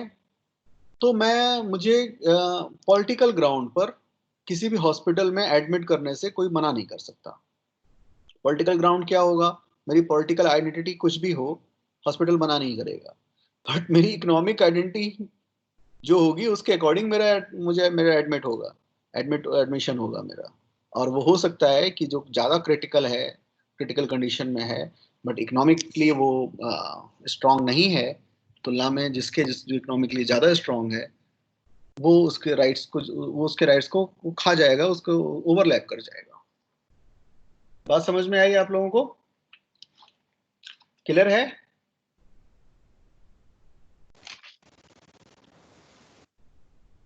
Yes sir. तो इसके बाद अगर हम देखें तो राइट्स की जो है ना और बिल्कुल खुल के और बहुत ही कॉन्क्रीट फॉर्म में बात हुई अमेरिकन कॉन्स्टिट्यूशनल स्कीम में। ये स्कीम कब आया? 1776 में कॉन्स्टिट्यूशन जो बन के तैयार होना शुरू हुआ अमेरिका का, इसमें इन राइट्स को बहुत ही कॉन्क्रीट फॉर्म में दिया गया, बिल ऑफ राइट्स। ठीक है, बिल ऑफ राइट्स का मतलब यही फंडामेंटल राइट्स। ठीक है, और जिसके अंदर कोई भी, ध्यान दें, कोई भी संशोधन हो पाना अत्यधिक मुश्किल था, कोई नहीं कर सकता। हमारे राइट्स कौन छीन सकता है? अगर हम देखें तो हमारे राइट्स की छीनने की ताकत ज्यादा है जो एग्जीक्यूटिव है, जो एक्सक्यूट कर रहा है।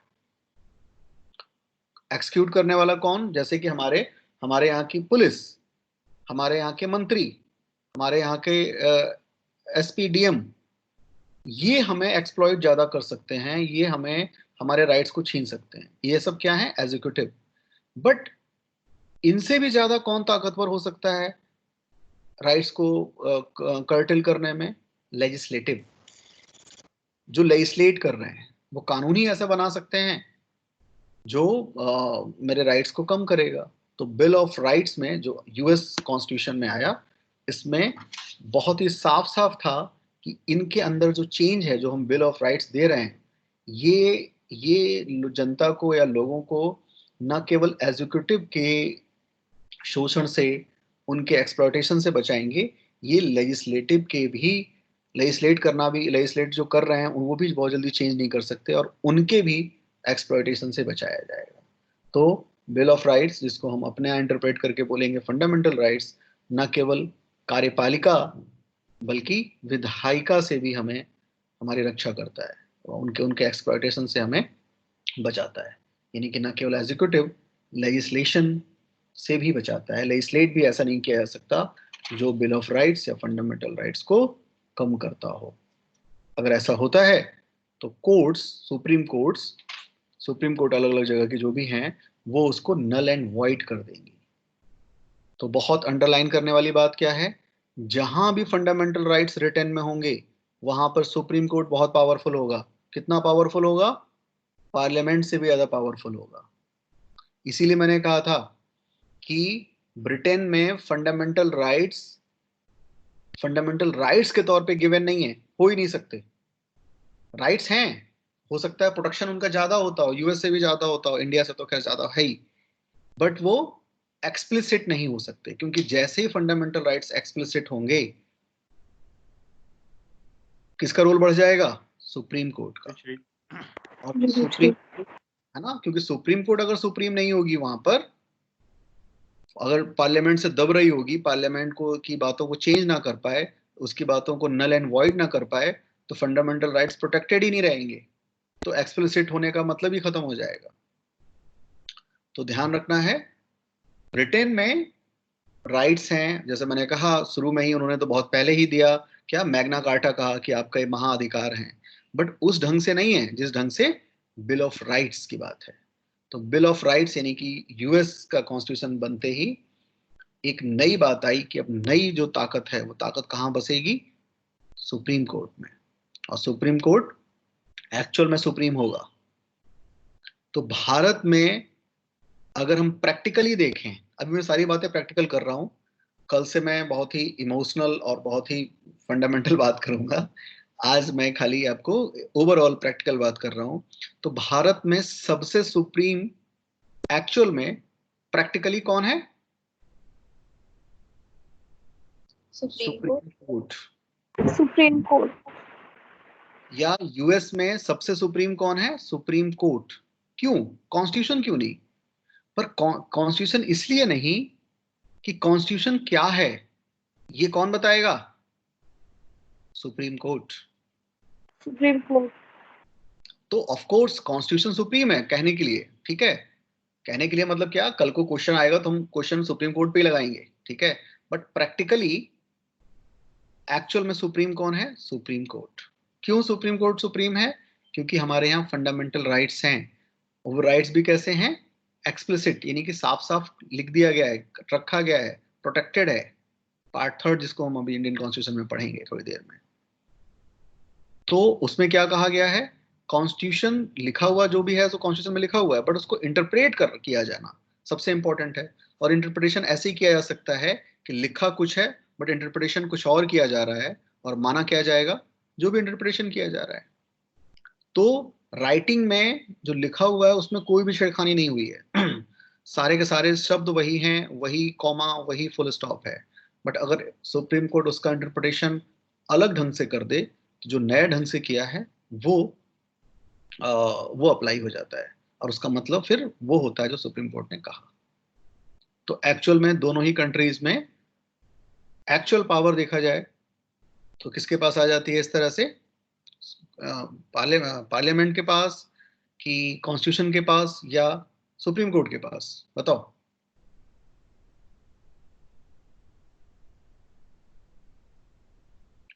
बताइए। सर क्वेश्चन रिपीट कर दिया एक बार। मैं कह रहा हूं एक्चुअल में पावर जो है वो इंडल्ज है कॉन्स्टिट्यूशन में, पार्लियामेंट में, या सुप्रीम कोर्ट में? Supreme court. सुप्रीम कोर्ट, ठीक है। क्योंकि क्या लॉ है, ये लॉ है क्या, ये कौन बताता है? कोर्ट बताती है, सुप्रीम कोर्ट, ठीक है।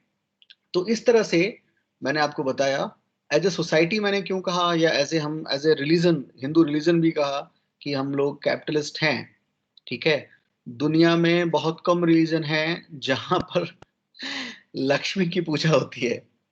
हमारे यहाँ एक त्योहार फिक्स है, ठीक है, और जहां पर भी वेलफेयर की बात ज्यादा हो, वेलफेयर किस सेंस में कि आप दान करें, और दान की पता है हमारे यहाँ सीमा है।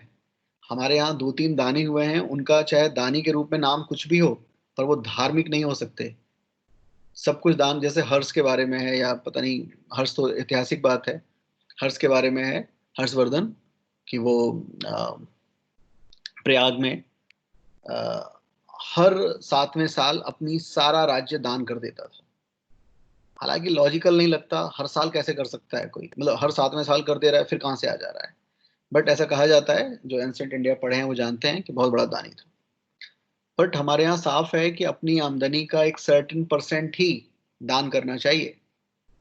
ऐसा दान ना करें कि हम खुद दान के योग्य हो जाए।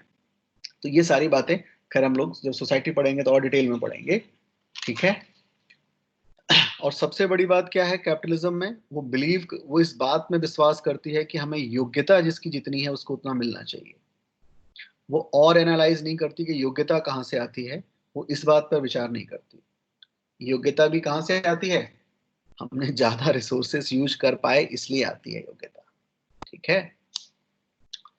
अगर मान लीजिए मैं 5-6 साल का बच्चा हूं और क्या मैथमेटिक्स में बिल्कुल रामानुजम हूं, है ना, बहुत तेज दिमाग है मैथमेटिक्स, बट 6-7 साल की एज में ही मुझे एक दुकान पे बिठा दिया गया है, एक रेस्टोरेंट में, जहां बर्तन धुलने का काम है मेरा, ठीक है। मेरा जीवन चलता ही है बर्तन धुलने पर, मैं घर में पैसे लेके आता हूँ तो उससे मेरा जीवन चलता है।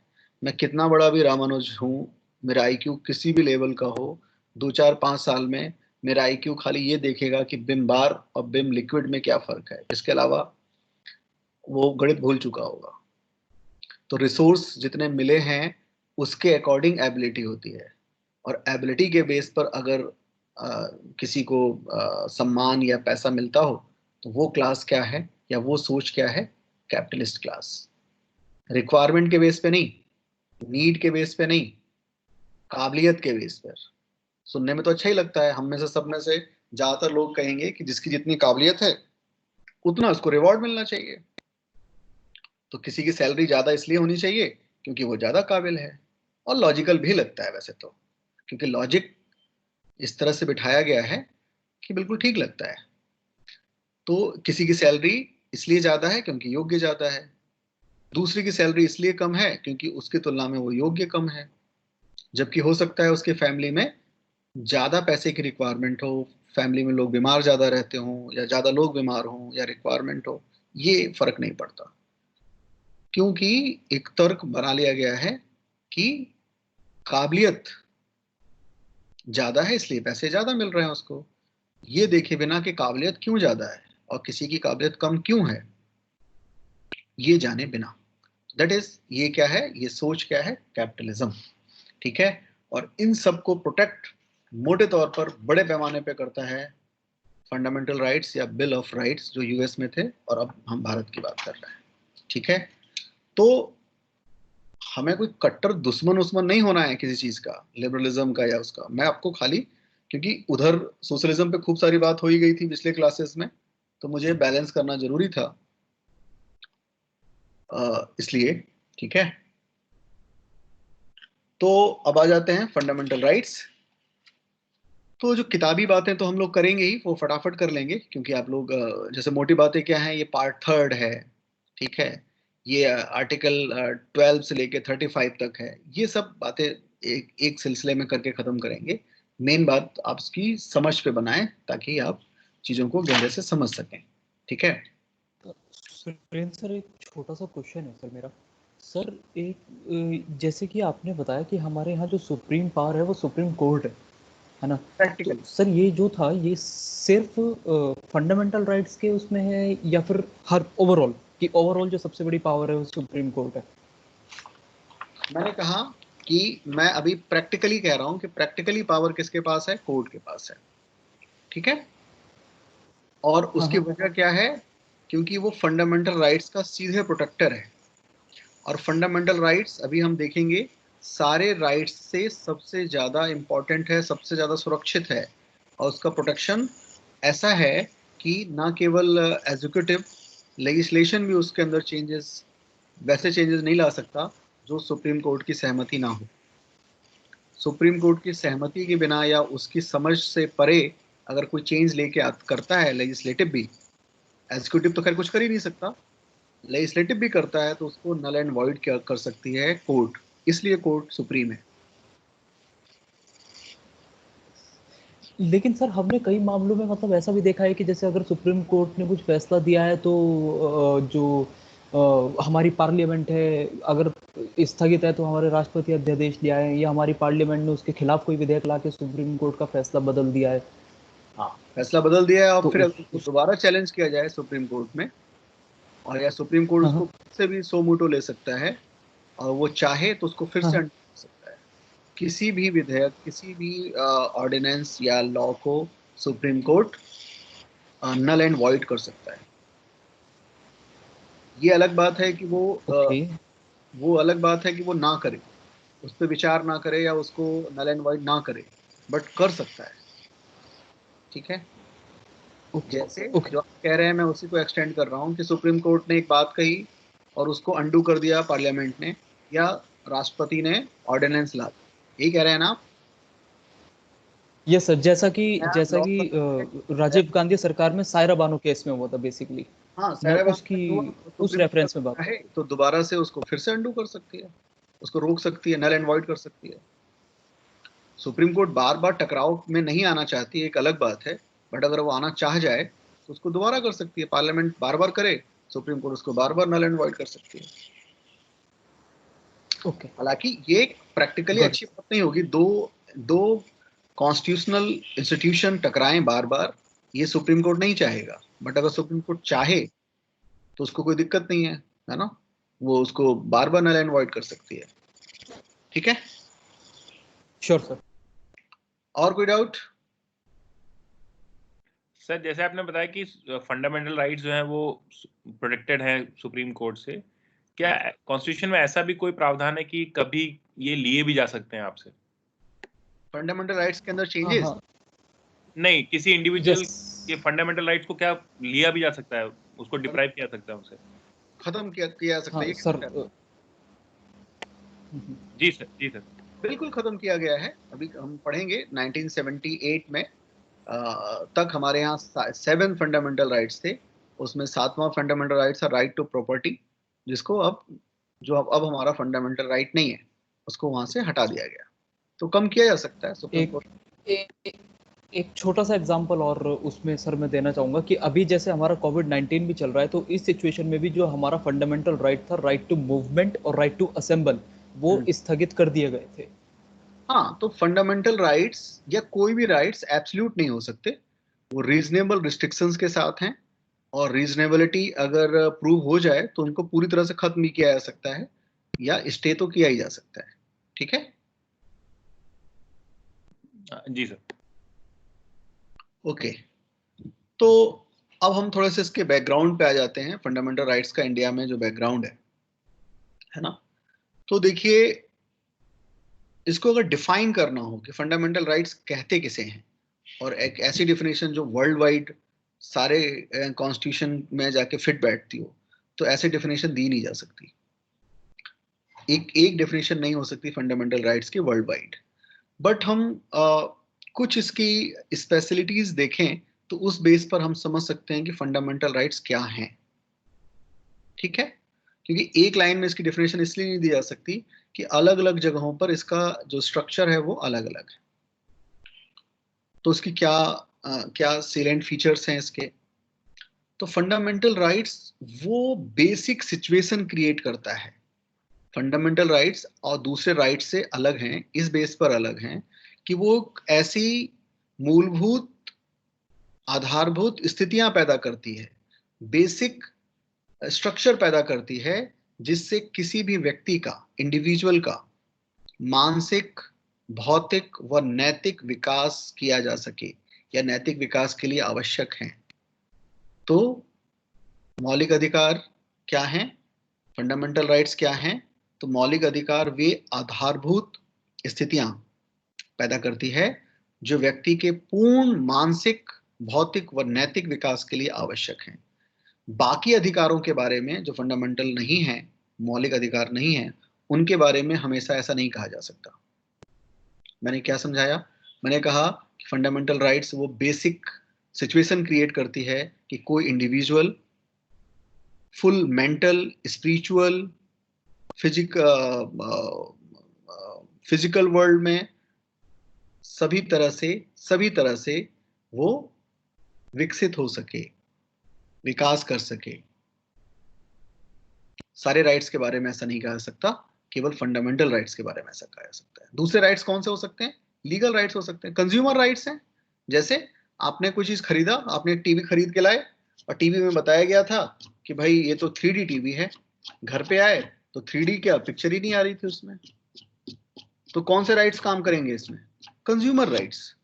कंज्यूम किया है आपने और उसके राइट्स हैं आपके। तो ये उतने बड़े राइट्स नहीं है जितना कि फंडामेंटल राइट्स है। क्यों? अगर आपके वो टीवी नहीं भी काम कर रहा है तो उसमें बहुत बड़ी आफत नहीं आ गई है तुलना में इसके जो फंडामेंटल की बात हो रही है। फंडामेंटल राइट्स में क्या हो रहा है? अगर वो नाम मिले आपको तो आपकी मानसिक, भौतिक और नैतिक विकास संभव नहीं होगा। आपका मेंटल, आपका ग्रोथ, आपकी स्पिरिचुअल ग्रोथ, आपकी फिजिकल वर्ल्ड की ग्रोथ पॉसिबल नहीं होगी। ये डिफरेंस है। बात समझ में आ रही है कुछ कुछ? Yes sir. तो देखो, थोड़े थोड़े फैक्ट्स को लेते हुए हम आगे बढ़ते हैं और भी चीजें क्लियर होती चलेंगी। तो सिंपल है, ये आप समझ ही चुके हैं कि पार्ट थर्ड आप लोगों को स्क्रीन से हो रहा है अब? Yes sir. हाँ, तो फंडामेंटल राइट्स पार्ट थर्ड है और आर्टिकल 12 to 35 तक है। इसमें सब्जेक्ट्स दिए हुए हैं तो इनको अभी पढ़ने की जरूरत नहीं है, आप लोग अपनी बुक से पढ़ेंगे ही। बट हम इसका थोड़ा थोड़ा समझते चलते हैं और जहाँ जहाँ जरूरत है मैं उसको एक्सप्लेन करता चलूंगा। तो कोई भी पढ़ना शुरू करे। हिमानी पढ़िए। Introduction. Fundamental rights are mentioned under Part 3rd of the Indian Constitution. पढ़ते जाओ। Part 3rd of the Constitution is rightly described as the Magna Carta of India. The fundamental rights are made for promoting the ideal of political democracy. रुक जाओ। तो first point तो कोई बात ही नहीं है, फैक्ट है। सेकंड पॉइंट में मैंने बताया था कि इंडिया के लिए ये क्या है अपने आप में? Magna carta, Magna carta of India. Magna carta word समझ में आया? कहां से आया था? ब्रिटेन में जो डिमांड, ठीक है ना? तो इसको मैग्ना कार्टा ऑफ इंडिया भी कह सकते हैं, ठीक है। दूसरा पॉइंट क्लियर है। तीसरा मैंने बताया, मैं तब से ही कह रहा हूं कि ये जो प्रमोट कर रहा है कौन से आइडिया को? पॉलिटिकल डेमोक्रेसी को, तो है ना, पॉलिटिकल डिमांड को पूरा कर रहा है हमारा, ठीक है। ये थर्ड पॉइंट फिर से पढ़ो एक बार। The fundamental rights are meant for promoting the ideal of political democracy. ठीक है ना? आगे चलो, next. They operate as limitations on the tyranny of the executive and arbitrary laws of the legislature. तो ये भी मैं समझा चुका हूं कि ये जो लिमिट कर रहा है, इसमें जो राइट्स दिए गए हैं उन राइट्स के अगेंस्ट ना तो एग्जीक्यूटिव और ना ही लेजिस्लेचर आर्बिट्ररी लॉ बना सकता है। आर्बिट्ररी का मतलब मनमाना, मनमाने का मतलब इलॉजिकल, ठीक है। आर्बिट्ररी समझ रहे हैं सभी लोग? जी सर। Yes sir. लॉजिक है तो ठीक है, और वो लॉजिक कौन प्रूफ, कौन उसको, उसकी जांच कौन करेगा? सुप्रीम कोर्ट, ठीक है। तो मैंने आपको शुरू में ही बताया, जहां भी फंडामेंटल राइट्स हैं वहां पे सुप्रीम कोर्ट है, और वो सच में सुप्रीम है। क्यों सुप्रीम है? ना केवल वो एग्जीक्यूटिव के कान ऐठ सकता है, वो अगर कोई आर्बिट्ररी ढंग से लेजिस्लेट हो रहा है, कानून बनाया जा रहा है, उसे भी वो नल एंड वॉइड कर सकता है। क्लियर है बात?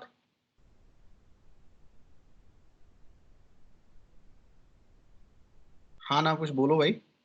Yes, sir. Yes sir. Next पढ़िए। It contains a very long and comprehensive list of justiciable fundamental rights. Justiciable का मतलब है, ध्यान से देखिए, आपके सब कुछ बुक में लिखा हुआ है, उसी का टेक्स्ट है ये, है ना। जस्टिसिएबल का मतलब जिस चीज को लेकर, जिस डिमांड को लेकर आप सीधे कोर्ट जा सकते हैं, ठीक है, कोर्ट जा सकते हैं, और अगर वो डिमांड आपसे छीनी जा रही है, वो राइट्स आपसे छीने जा रहे हैं, तो वो कोर्ट जा सकते हैं, और कोर्ट अगर पाती है कि सच में आपके साथ कोई नाइंसाफी हुई है, आपके राइट्स फंडामेंटल राइट्स छीने जा रहे हैं, तो वो उसको आपको वापस दिलाएगी। वो राइट्स आपके एग्जीक्यूटिव ने कम किए हों, चाहे लेजिस्लेचर ने कम किए हों। अगर आर्बिट्ररी ढंग से, मनमाने ढंग से वो राइट्स आपके छीने जा रहे हैं, तो उसके लिए आप जस्टिस मांग सकते हैं। उसको क्या बोलते हैं? जस्टिसिएबल। क्लियर है बात? मतलब जिस डिमांड को लेकर आप कोर्ट में जा सकें, उसको बोलते हैं जस्टिसिएबल। ओके। और कोर्ट का मतलब यहाँ पे क्या है? सीधे सुप्रीम कोर्ट, सीधे सुप्रीम कोर्ट जा सकते हैं, ठीक है। और सुप्रीम कोर्ट आपको राहत देगी अगर उसको लगता है कि ये आर्बिट्ररी ढंग से आपके राइट्स कम किए जा रहे हैं। तो वही बात है, इट कंटेन्स ये very long and comprehensive list of justiciable fundamental right. Done. आगे पढ़ो। The fundamental rights are named so because they are guaranteed and protected by the Constitution, which is the fundamental law of the land. तो fundamental law of the land क्या किसे कहते हैं? Constitution को। Constitution is a fundamental law of the land, आप जानते ही हैं, पहले दिन ही मैंने बताया।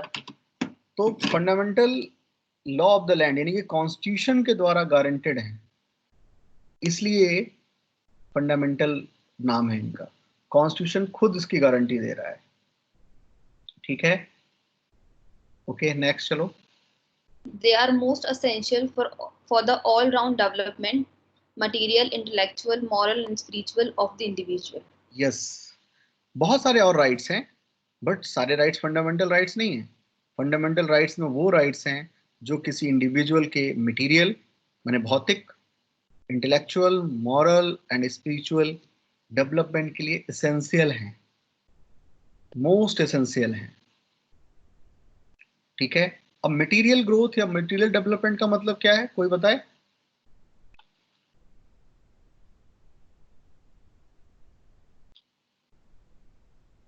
बताइए। Sir, right to health. Sir mostly economic, physical. Yes, जिसको हम छू के देख के समझते हैं, जैसे कि हमारे पास पैसा कौड़ी, हमारा घर द्वार, है ना, जो भी मटेरियल, जो भी टेंजेबल है, ठीक है, वो सब कुछ मटेरियल है, ठीक है। हमारी नौकरी भी मटेरियल है, सब कुछ ये सब मटेरियल है। इंटेलेक्चुअल क्या है? जैसे हम देखेंगे आगे, राइट टू एजुकेशन इंटेलेक्चुअल है। जैसे मैंने कहा, मैं पैदा होते ही मेरे आईक्यू लेवल कुछ भी हो, है ना, 5-6 साल की उम्र में मैं कितना भी बड़ा मैथमेटिशियन बनने की कोशिश करूं, और मुझे लग रहा हो कि मैं मैथमेटिशियन में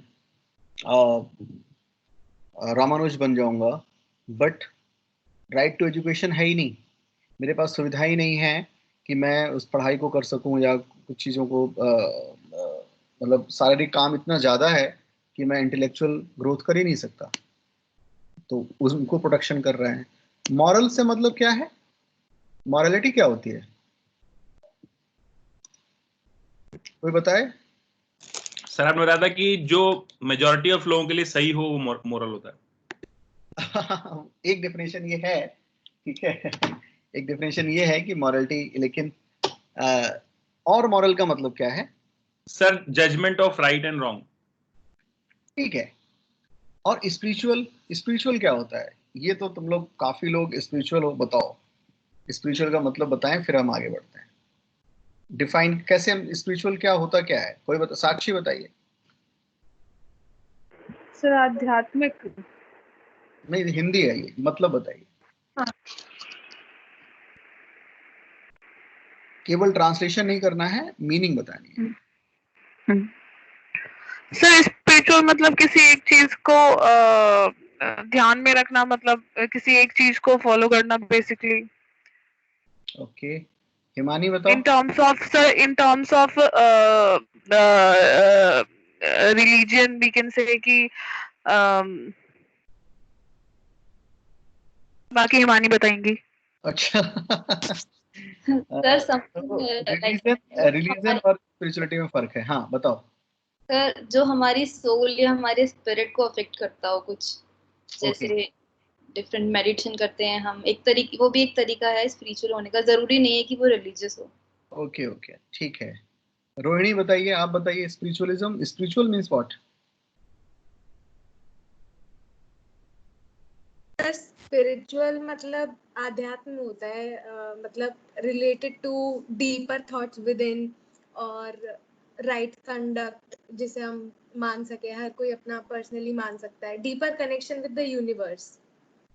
ओहो, हमारे यहाँ सबके सब बहुत पहुंची हुई चीजें हैं। ओके, पूजा पाठक बताएं spiritual means what? Deeper thought या क्या है, बताएं। स्पिरिचुअल क्या होता है?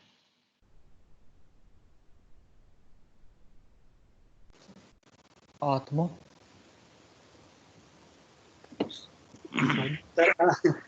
सर जो आपको वास्तविक तरह से दूर, मतलब एक्चुअलिटी से दूर एक दूसरी दुनिया में ले जाए। दूसरी दुनिया में ले जाए एक्चुअलिटी से दूर। तो ये तो फंडामेंटल राइट्स हम पढ़े, इससे पहले ये जानना जरूरी है। ठीक है,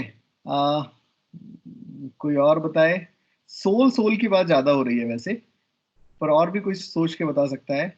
ऋतुराज हाँ, इंसान का थॉट और उसका बिलीव किसी चीज में, वो स्पिरिचुअल क्या है। सोच बिलीव करता है। जैसे साधु संत नहीं होते, साधु संत ज्यादा स्पिरिचुअल लाइफ जीतते हैं। ओके, तो क्या जीते हैं, मतलब वो डीपर थॉट में जीते हैं? सर मुझे लगता है जो साधु संत होते हैं वो किसी क्या कहते हैं, रिलीजन को फॉलो ना करके सर पहाड़ वहाड़ों पे जाकर के पता नहीं क्या अपने आप में लीन हो जाते हैं किसी विचार में, तो सर मुझे लगता है स्पिरिचुअल लाइफ उनकी होती है। ओके ओके ठीक है। बताओ भाई अनुराग, आप बताइए। सर स्पिरिचुअल का मतलब मुझे लगता है कि जो चीजें बिलोंग्स करती हैं दैट वर्ल्ड को, जिनको हम छू। ठीक है ठीक है। बार बार इसमें से बहुत लोगों का आंसर जो है उससे एक चीज पता चली कि सोल पे बहुत फेथ है लोगों को, है ना। कई लोगों ने बीच में कहा कि जो सोल है, क्या हम में से कोई जानता है कि सोल, सोल कोई चीज होती है, नहीं होती है, क्या होती है? जैसे कि मॉरलिटी में भी कई जगह लिखा होता है कि सही वो है जो आपकी आत्मा से आवाज आए, या कहते हैं ना कि आत्मा से पूछो, सही जवाब वो देगी। आपको लगता है, आप सब लोगों को लगता है कि आत्मा कोई चीज होती है या नहीं होती? आत्मा कोई चीज होती है या नहीं होती? या आत्मा जवाब दे सकती है? मॉरलिटी या स्पिरिचुअलिटी को ला सकती है आत्मा? तो संस्कार हो सकते हैं। तो इसके अलग अलग थॉट प्रोसेस हो सकते हैं, और कोई भी पूरी तरह सही या कोई पूरी तरह गलत नहीं है। ठीक है, आंशिक सही और आंशिक गलत हैं ज़्यादातर आंसर। बट जो हम आम तौर पे जो आत्मा और बात कहते हैं, वो आत्मा आत्मा हम कुछ नहीं जानते। हम आमतौर पे किसको समझ रहे होते हैं? मन को ही समझ रहे होते हैं। जब हम कहते हैं कि मन, आत्मा से पूछो, आत्मा सही जवाब देगा, तो एक्चुअल में हम क्या बात कर रहे हैं? एक्चुअल में माइंड की बात कर रहे हैं, माइंड, न कि सोल। तो डिफरेंस है दोनों में। और जिस तरह की हम आत्मा की बात करते हैं कि किसी की आत्मा धिक्कारती है, किसी की धिक्कारती ही नहीं है कि सेम बात पर आपने सुना होगा कि आत्मा नहीं पूछते भी हमें कि तुम ये काम करते हुए तुम्हारी आत्मा नहीं धिक्कार रही? दूसरा कह रहा है कि कतई नहीं धिक्कार रही, पता ही नहीं चल रहा, मजा आ रहा है, बल्कि दूसरे की धिक्कार रही होती है। तो ये आत्मा आत्मा एक्चुअल में क्या है? क्या है ये? सोशलाइजेशन है ये, है ना। हम किस तरह से हमें सोशलाइज किया गया है, इसलिए हमें आम तौर पे इतनी फ्रिक्वेंटली आत्मा आत्मा की बात नहीं करनी चाहिए, क्योंकि हमें कुछ आता पता नहीं है। किसी को नहीं आता पता। जो बाबा बता रहा है ना, उसको भी नहीं आता पता, किसी को नहीं आता पता। वो भी खाली अंदाजा लगा रहा है, और अगर बात भी कर रहा है तो कुल मिला के वो माइंड की बात कर रहा है। और माइंड मेकअप बनाया जाता है। कैसे बनाया जाता है? थ्रू सोसाइटी बनाती है ना। उसको क्या बोलते हैं? सोशलाइजेशन। सोसाइटी अपने तरह लेके आती है, तो एक सोसाइटी में जो जन्मा हुआ व्यक्ति है उसकी आत्मा अलग ढंग से धिक्कारती है, और सेम बात पर दूसरी सोसाइटी में जन्मे हुए व्यक्ति की आत्मा नहीं धिक्कारती। मान लीजिए मैं एक जैन धर्म में पैदा हुआ हूँ, तो जरा सी भी हिंसा मेरी आत्मा मुझे धिक्कार सकती है ना। और अगर मैं जैन धर्म के जो बेसिक प्रिंसिपल्स हैं उनको बहुत सही से फॉलो करता हूँ, उसको पूरा विश्वास करता हूँ, तो छोटी से बड़ी किसी भी हिंसा पर मेरी आत्मा मुझे धिक्कार सकती है, मुझे कचोट सकती है। बट मैं किसी दूसरे धर्म में मेरा जन्म हुआ है या दूसरे धर्म में मेरा सोशलाइजेशन हुआ है, तो बहुत सारे बलि चढ़ाए जाते हैं या बहुत सारी सेक्रीफाइस किए जाते हैं, वहां पे आत्मा नहीं धिक्कारेगी। यस और नो? Yes sir. तो आत्मा इतनी आसानी से हमें नहीं बोलना चाहिए, ये सब तो बाबाओं की बात है। दिक्कत क्या है कि इंडियन सोसाइटी में हम लोग आमतौर पर आत्मा हम जानते हैं, नैनम छिदन्ति शस्त्राणी, इस तरह की बातें रटे हुए हैं। ये सब हमें बिलीव नहीं है कायदे में। अगर हमें बिलीव होता तो हम इतने डरपोक नहीं होते। पर हम लोग, जो डरा हुआ आदमी होता है वो मंत्र ज्यादा पढ़ता है, तो हमने इन मंत्रों को रट रखा है। ये समझना है बात को, ठीक है? क्योंकि ज्यादातर जो हिस्ट्री हमारी है वो हारने की हिस्ट्री है, और हारता कौन है? जो डरा हुआ होता है। डरा हुआ आदमी क्या गाना गा रहा है? वो भगवत गीता पढ़ रहा है और कह रहा है कि आत्मा ना मरती है ना मरती है ना मारता है ना कुछ होता है। बट वो इतना डरा हुआ है कि आमतौर पे वो झुक जा रहा है, ठीक है? इतना डरा हुआ है कि धार्मिक व्यक्ति, ज्यादातर लोग इस समय कोविड के टाइम जो बंद हैं, वो मेंटली जितना उनको स्टेबल होना चाहिए उसकी तुलना में स्टेबल नहीं है। अगर इतना बिलीव होता, और जब मालूम ही है, तो वो इतने डरे हुए नहीं होते। तो हमें सच्चाई की तरफ देख के बात कहनी चाहिए। आमतौर पे आम आदमी बात कहता है वो ठीक है उसकी जगह, तो हमें इतने फ्रिक्वेंटली आत्मा नहीं। स्पिरिचुअलिटी का मतलब है, मोटे तौर पे मान के चलें, जो मेटेरियलिस्टिक वर्ल्ड है उसके बियॉन्ड, जो मैटर है उसके बियॉन्ड जो है वो है क्या? स्पिरिचुअल। तो मैटर क्या है? हाँ, जिसमें से एक दो लोगों ने कहा कि हम जब थॉट आती है और हम डीप थॉट, तो शायद वो भोलेपन में सही कह रही है कि डीप थॉट का मतलब क्या है? Beyond matter. Okay, beyond matter का मतलब हम जानते हैं कि जो मटेरियलिस्टिक चीजें हैं वो मुझे एक हद के बाद ना तो संतोष दे सकती हैं, ना मुझे सेटिस्फाई कर सकती हैं, ना ही मुझे वो सुख दे सकती हैं। आनंद तो खैर कोई बात ही नहीं है ना? फर्क है ना सुख और आनंद में। तो आनंद का तो खैर अता पता नहीं, सुख भी नहीं दे सकती। तो इस तरह की जो सोच डेवलप होती है मैटर से बियॉन्ड, उसको हम कह सकते हैं स्पिरिचुअल। इसमें आत्मा और धर्म वगैरह से बहुत लेना देना नहीं है ना? तो उसके डिटैचमेंट के लिए, मैटर से डिटैचमेंट के लिए कुछ तरीका हो सकता है। उसको कुछ लोग मेडिटेशन कह सकते हैं, कुछ लोग उसको काउंसलिंग कह सकते हैं, कुछ लोग कुछ और भी कह सकते हैं, ठीक है? तो मैटर से जो डिटैच है वो है क्या? स्पिरिचुअल। बोलो, कुछ कुछ समझ में आया?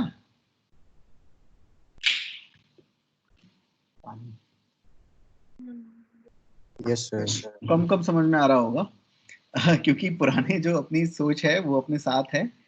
तो आप उस पर बात कह सकते हैं, अपनी बात, ठीक है? चलो आगे बढ़ते हैं। तो हमें जो डेवलपमेंट है फंडामेंटल राइट्स में जो दिए हुए हैं, वो हर तरह का डेवलपमेंट है ना?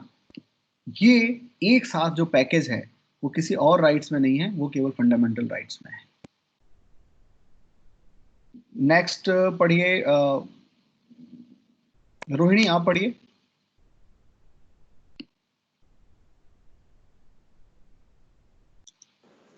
There are certain rights which are mentioned in the Constitution, but not under fundamental rights. Such rights are called constitutional rights. Example, right to vote, etc. हाँ, तो जैसे मैंने अभी कहा कि फंडामेंटल राइट्स के अलावा भी बहुत सारे राइट्स हैं, वो उनको वो फंडामेंटल राइट्स यानी कि पार्ट 3 के बाहर हैं और कॉन्स्टिट्यूशन के अंदर हैं। पार्ट 3 में नहीं है बट कॉन्स्टिट्यूशन के अंदर हैं, उनको हम क्या बोलेंगे? Constitutional rights. जैसे एक एग्जांपल दिया हुआ है राइट टू वोट। तो राइट टू वोट हमारा फंडामेंटल राइट नहीं है, वो हमारा कौन सा राइट है? Constitutional right. क्यों? कॉन्स्टिट्यूशन ने ऐसा कहा है, कॉन्स्टिट्यूशन ने बताया है कि इस आर्टिकल में आपका राइट टू वोट है, बट वो बियॉन्ड पार्ट 3 है, बियॉन्ड फंडामेंटल राइट्स है। ठीक है, तो एक राइट हो गया फंडामेंटल राइट और दूसरी तरह का राइट हो गया कॉन्स्टिट्यूशनल राइट। तो 2 क्लासेस हो गए, कुछ और भी क्लासेस हैं, देखते हैं, आगे पढ़िए।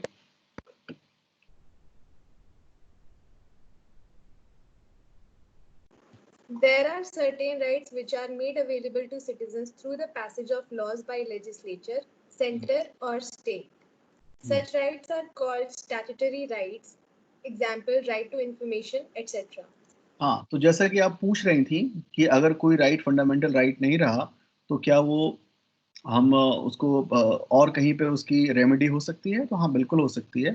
फंडामेंटल राइट नहीं है तो वो हो सकता है कि कॉन्स्टिट्यूशनल राइट बचा हुआ हो सकता है कि वो, क्योंकि लेजिस्लेटिव असेंबली ने बनाया है किसी ने, तो वो स्टैट्यूटरी राइट्स हो। ठीक है, तो इस तरह से हम अभी मोटे तौर पर कई राइट्स पढ़ चुके। कौन कौन से राइट्स?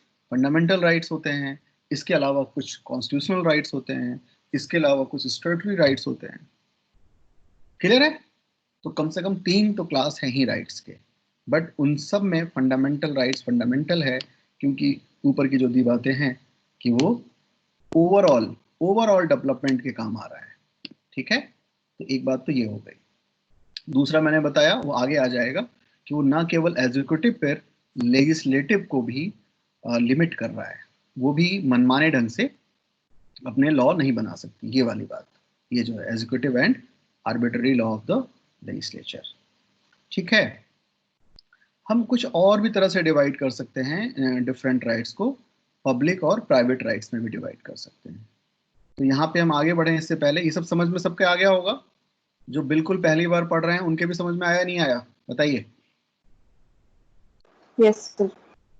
ओके, ठीक सर, है। जो कॉन्स्टिट्यूशनल राइट और स्टैट्यूटरी राइट्स हैं, इनमें डिफरेंस ये है कि कॉन्स्टिट्यूशनल राइट कॉन्स्टिट्यूशन में एक्सप्लिसिटली मेंशन्ड है और स्टैट्यूटरी राइट एक्सप्लिसिटली पार्लियामेंट या लेजिस्लेटिव असेंबलीज, दूसरे से मतलब विधानसभा या लोकसभा बनाती है। जी। ठीक है, मतलब अगर हम उसको वैसे कहें तो पार्लियामेंट या लेजिस्लेटिव असेंबलीज बनाती है, उनको बोलते हैं स्टैट्यूटरी राइट्स। ठीक है, कॉन्स्टिट्यूशन में सीधे दिया हुआ नहीं है। जी सर, है स्टैट्यूटरी राइट्स। ओके, कोई डाउट? हाँ, ये राइट्स कहाँ पर है सर, कहाँ पे मेंशन होते हैं फिर ये राइट्स, स्टैट्यूटरी राइट्स? हाँ, स्टैट्यूटरी राइट्स क्या होंगे?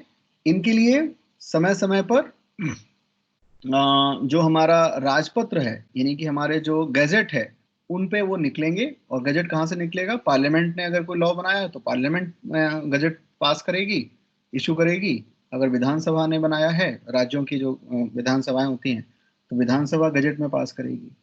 तो इसके लिए अलग से क्या होगा? एक्ट पास होता है। उन एक्ट्स को कहाँ लिखा जाता है? हमारे गजटेड लेटर में, गजटेड जो हमारा डॉक्यूमेंट है उसमें लिखा जाएगा। ठीक है, तो टाइम टू टाइम पार्लियामेंट और विधानसभा उसको पास करेंगी, इशू करेंगी। ठीक है, ओके। Yes sir. तो स्टैट्यूटरी राइट्स में क्या होगा? उनको एक्ट बोलेंगे, सॉरी उनको क्या बोलेंगे? हाँ सॉरी, एक्ट बोलेंगे, उसमें एक्ट लिखेंगे। ठीक है, और वो उसके अंदर डिटेल होगी। वो सारी डिटेल किस में लिखी होगी? हमारे जो गजटेड पेपर्स हैं उसमें होगा, गजट में इशू किया जाएगा। ठीक है, वो कॉन्स्टिट्यूशन में नहीं लिखा जाएगा। ठीक है सर। ओके, तो रवि पढ़िए पब्लिक और private rights. Public and private rights. The rights which were thus selected by the Constituent Assembly can be broadly classified into 2 categories, public and private. But both these have the same purpose of putting an end to arbitrary rule. तो main purpose क्या है? कि arbitrary rule को रोकना। ठीक है, ये बात पूरी तरह से समझ गए आप लोग ना? मेन जो चैलेंज है वो ये है कि आर्बिट्ररी नहीं होना चाहिए, मनमाना नहीं होना चाहिए, रीजनेबल होना चाहिए। चलिए आगे। Public or political rights are the right to choose their rulers, the right to hold them responsible for their conduct, a right to form association or cooperatives, the right to share in lawmaking, etc. ठीक है। Among the private rights are the rights to personal freedom, the right to privacy, the right to freedom of religious belief, the right to thought and expression, etc. तो जो total rights दिए हुए हैं हमारे यहाँ, सभी तरह के राइट्स मिला लें तो उनको दो कैटेगरी में डिवाइड कर सकते हैं। इवन कि हमारे फंडामेंटल राइट्स जो हैं उनको भी दो कैटेगरी में डिवाइड कर सकते हैं। कुछ राइट्स क्या हैं? पब्लिक और पॉलिटिकल राइट, दूसरे प्राइवेट राइट्स। प्राइवेट का मतलब जो एक इंडिविजुअल के लिए, पर्सनल ग्रोथ के लिए है। ठीक है, जैसे इसमें सारे एग्जांपल देख के आप समझ जाएंगे। प्राइवेट राइट्स किसे कहेंगे? राइट टू प्रिवेसी, है ना, right to freedom of religion and belief, ये सब क्या है? एक इंडिविजुअल के लिए है। और यहाँ पे जो दिए गए हैं राइट्स वो सब क्या है? कलेक्टिव है। क्लियर है बात? Yes sir. ओके, तो फिर अगर क्लियर है तो आगे बढ़ते हैं और चलिए। Fundamental right contains the basic principle that as a human being, every individual is entitled to enjoy certain rights, and the enjoyment of such rights does not depend upon the will of any majority or minority. बस बहुत एक minute रुक जाइए, ये बहुत ज्यादा important point है, ये आपको दिमाग में रखना ही है। भारत को देखिए, भारत में लगभग 80% जो हैं वो हिंदू धर्म को मानने वाले लोग हैं। यानी कि पॉपुलेशन का एक बहुत बड़ा हिस्सा क्या है? किसी एक धर्म को मानता है, और बाकी 20-25% में बाकी सारे रिलीजन हैं। अगर ऐसा हो कि हिंदू रिलीजन के लोगों को किसी तरह से भी मैनिपुलेट किया जाए या उनको इस तरह से समझाया जाए और वो एक ही पार्टी को वोट दे दें, 80 में से 80% ना भी दें, 80 में से केवल 50% भी दें, 40% भी दें, बल्कि और भी कम दें, सब लोग एक ही पार्टी को वोट दे देंगे, तो वो पार्टी मेजॉरिटी में आ जाएगी। यस और नो?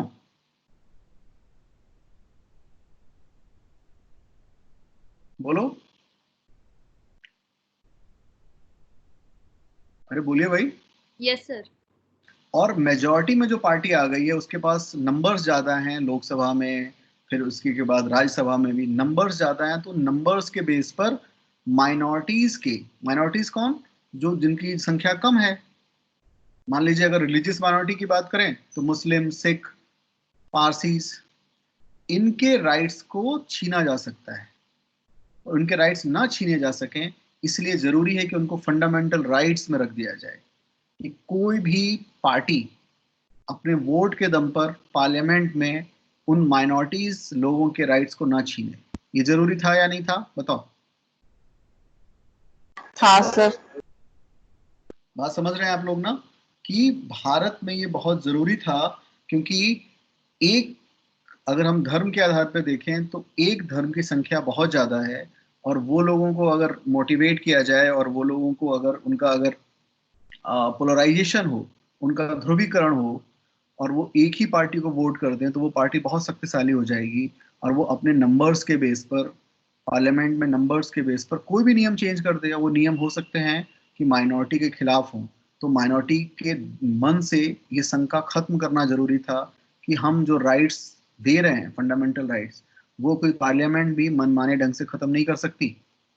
तो जो लोग बंटवारे की बात कर रहे थे या बंटवारा हो भी गया, तो बहुत सारे माइनॉरिटी कम्युनिटी के लोग ये डरे हुए थे कि नई कंट्री जो बन रही है भारत, वो वहाँ पर डेमोक्रेसी होगा, और डेमोक्रेसी में तो वोट से सरकार बनती है और वोट देने की शक्ति हिंदुओं की ज़्यादा है, तो वो ऐसे पार्टी को, ऐसे किसी पागल पार्टी को भी वोट कर सकते हैं जो हिंदू हितों के नाम पर, हिंदू इंटरेस्ट के नाम पर दूसरे जो रिलीजियस माइनॉरिटीज़ हैं उनके इंटरेस्ट को कम कर देगी, खत्म कर देगी। इस बात का डर बना हुआ था। तो हमारा कॉन्स्टिट्यूशन फंडामेंटल राइट्स के तौर पर उनको गारंटी देता है कि कोई भी पार्टी कितने भी संख्या से आ जाए, अगर लोकसभा में वो 550 में से 550 सीटें ले आए, राज्यसभा में भी सारी सीटें उनकी हो जाएं, इवन कि राष्ट्रपति भी उस पर साइन कर दे और लॉ वो बन जाए, इसके बावजूद अगर वो माइनॉरिटीज के इंटरेस्ट को कम करती है या उनको खत्म करती है और बहुत ही आर्बिटरी ढंग से खत्म करती है, तो वो उस लॉ का कोई वैल्यू नहीं रहेगी। तो ये उनको आश्वासन देना बहुत जरूरी था। इसी आश्वासन में हम सफल भी हुए, और जितनी संख्या में लोग पाकिस्तान में गए उससे कहीं बड़ी संख्या में भारत के कॉन्स्टिट्यूशन पे विश्वास किया बहुत सारी माइनॉरिटीज ने, खासतौर पे मुस्लिम माइनॉरिटीज ने।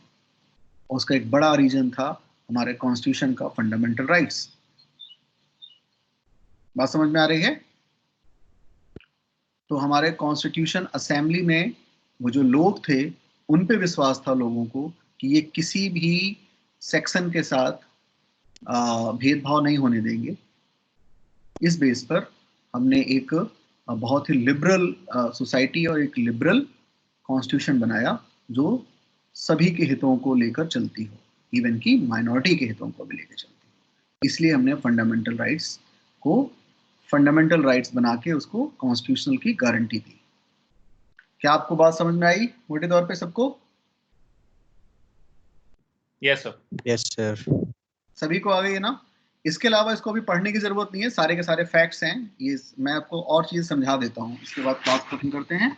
तो एक तो मैंने आपको माइनॉरिटी वाली बात बताई, ध्यान रखना है।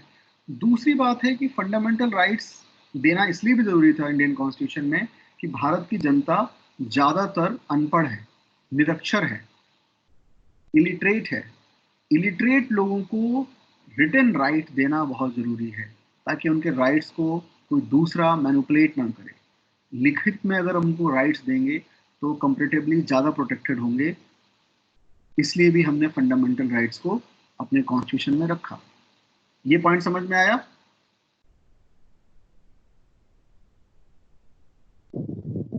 Yes sir. तो ये स्टेट के खिलाफ भी है। स्टेट का मतलब यहाँ पे एग्जीक्यूटिव और लेजिस्लेशन के खिलाफ भी हमें ताकत देता है फंडामेंटल राइट, क्योंकि जब निरक्षर लोग हैं, इलिटरेट लोग हैं, तो इनके जो पॉलिटिकल जो राइट्स हैं उनको छीना जा सकता है। उससे प्रोटेक्शन के लिए फंडामेंटल राइट्स दिया गया। बात समझ में आ गई?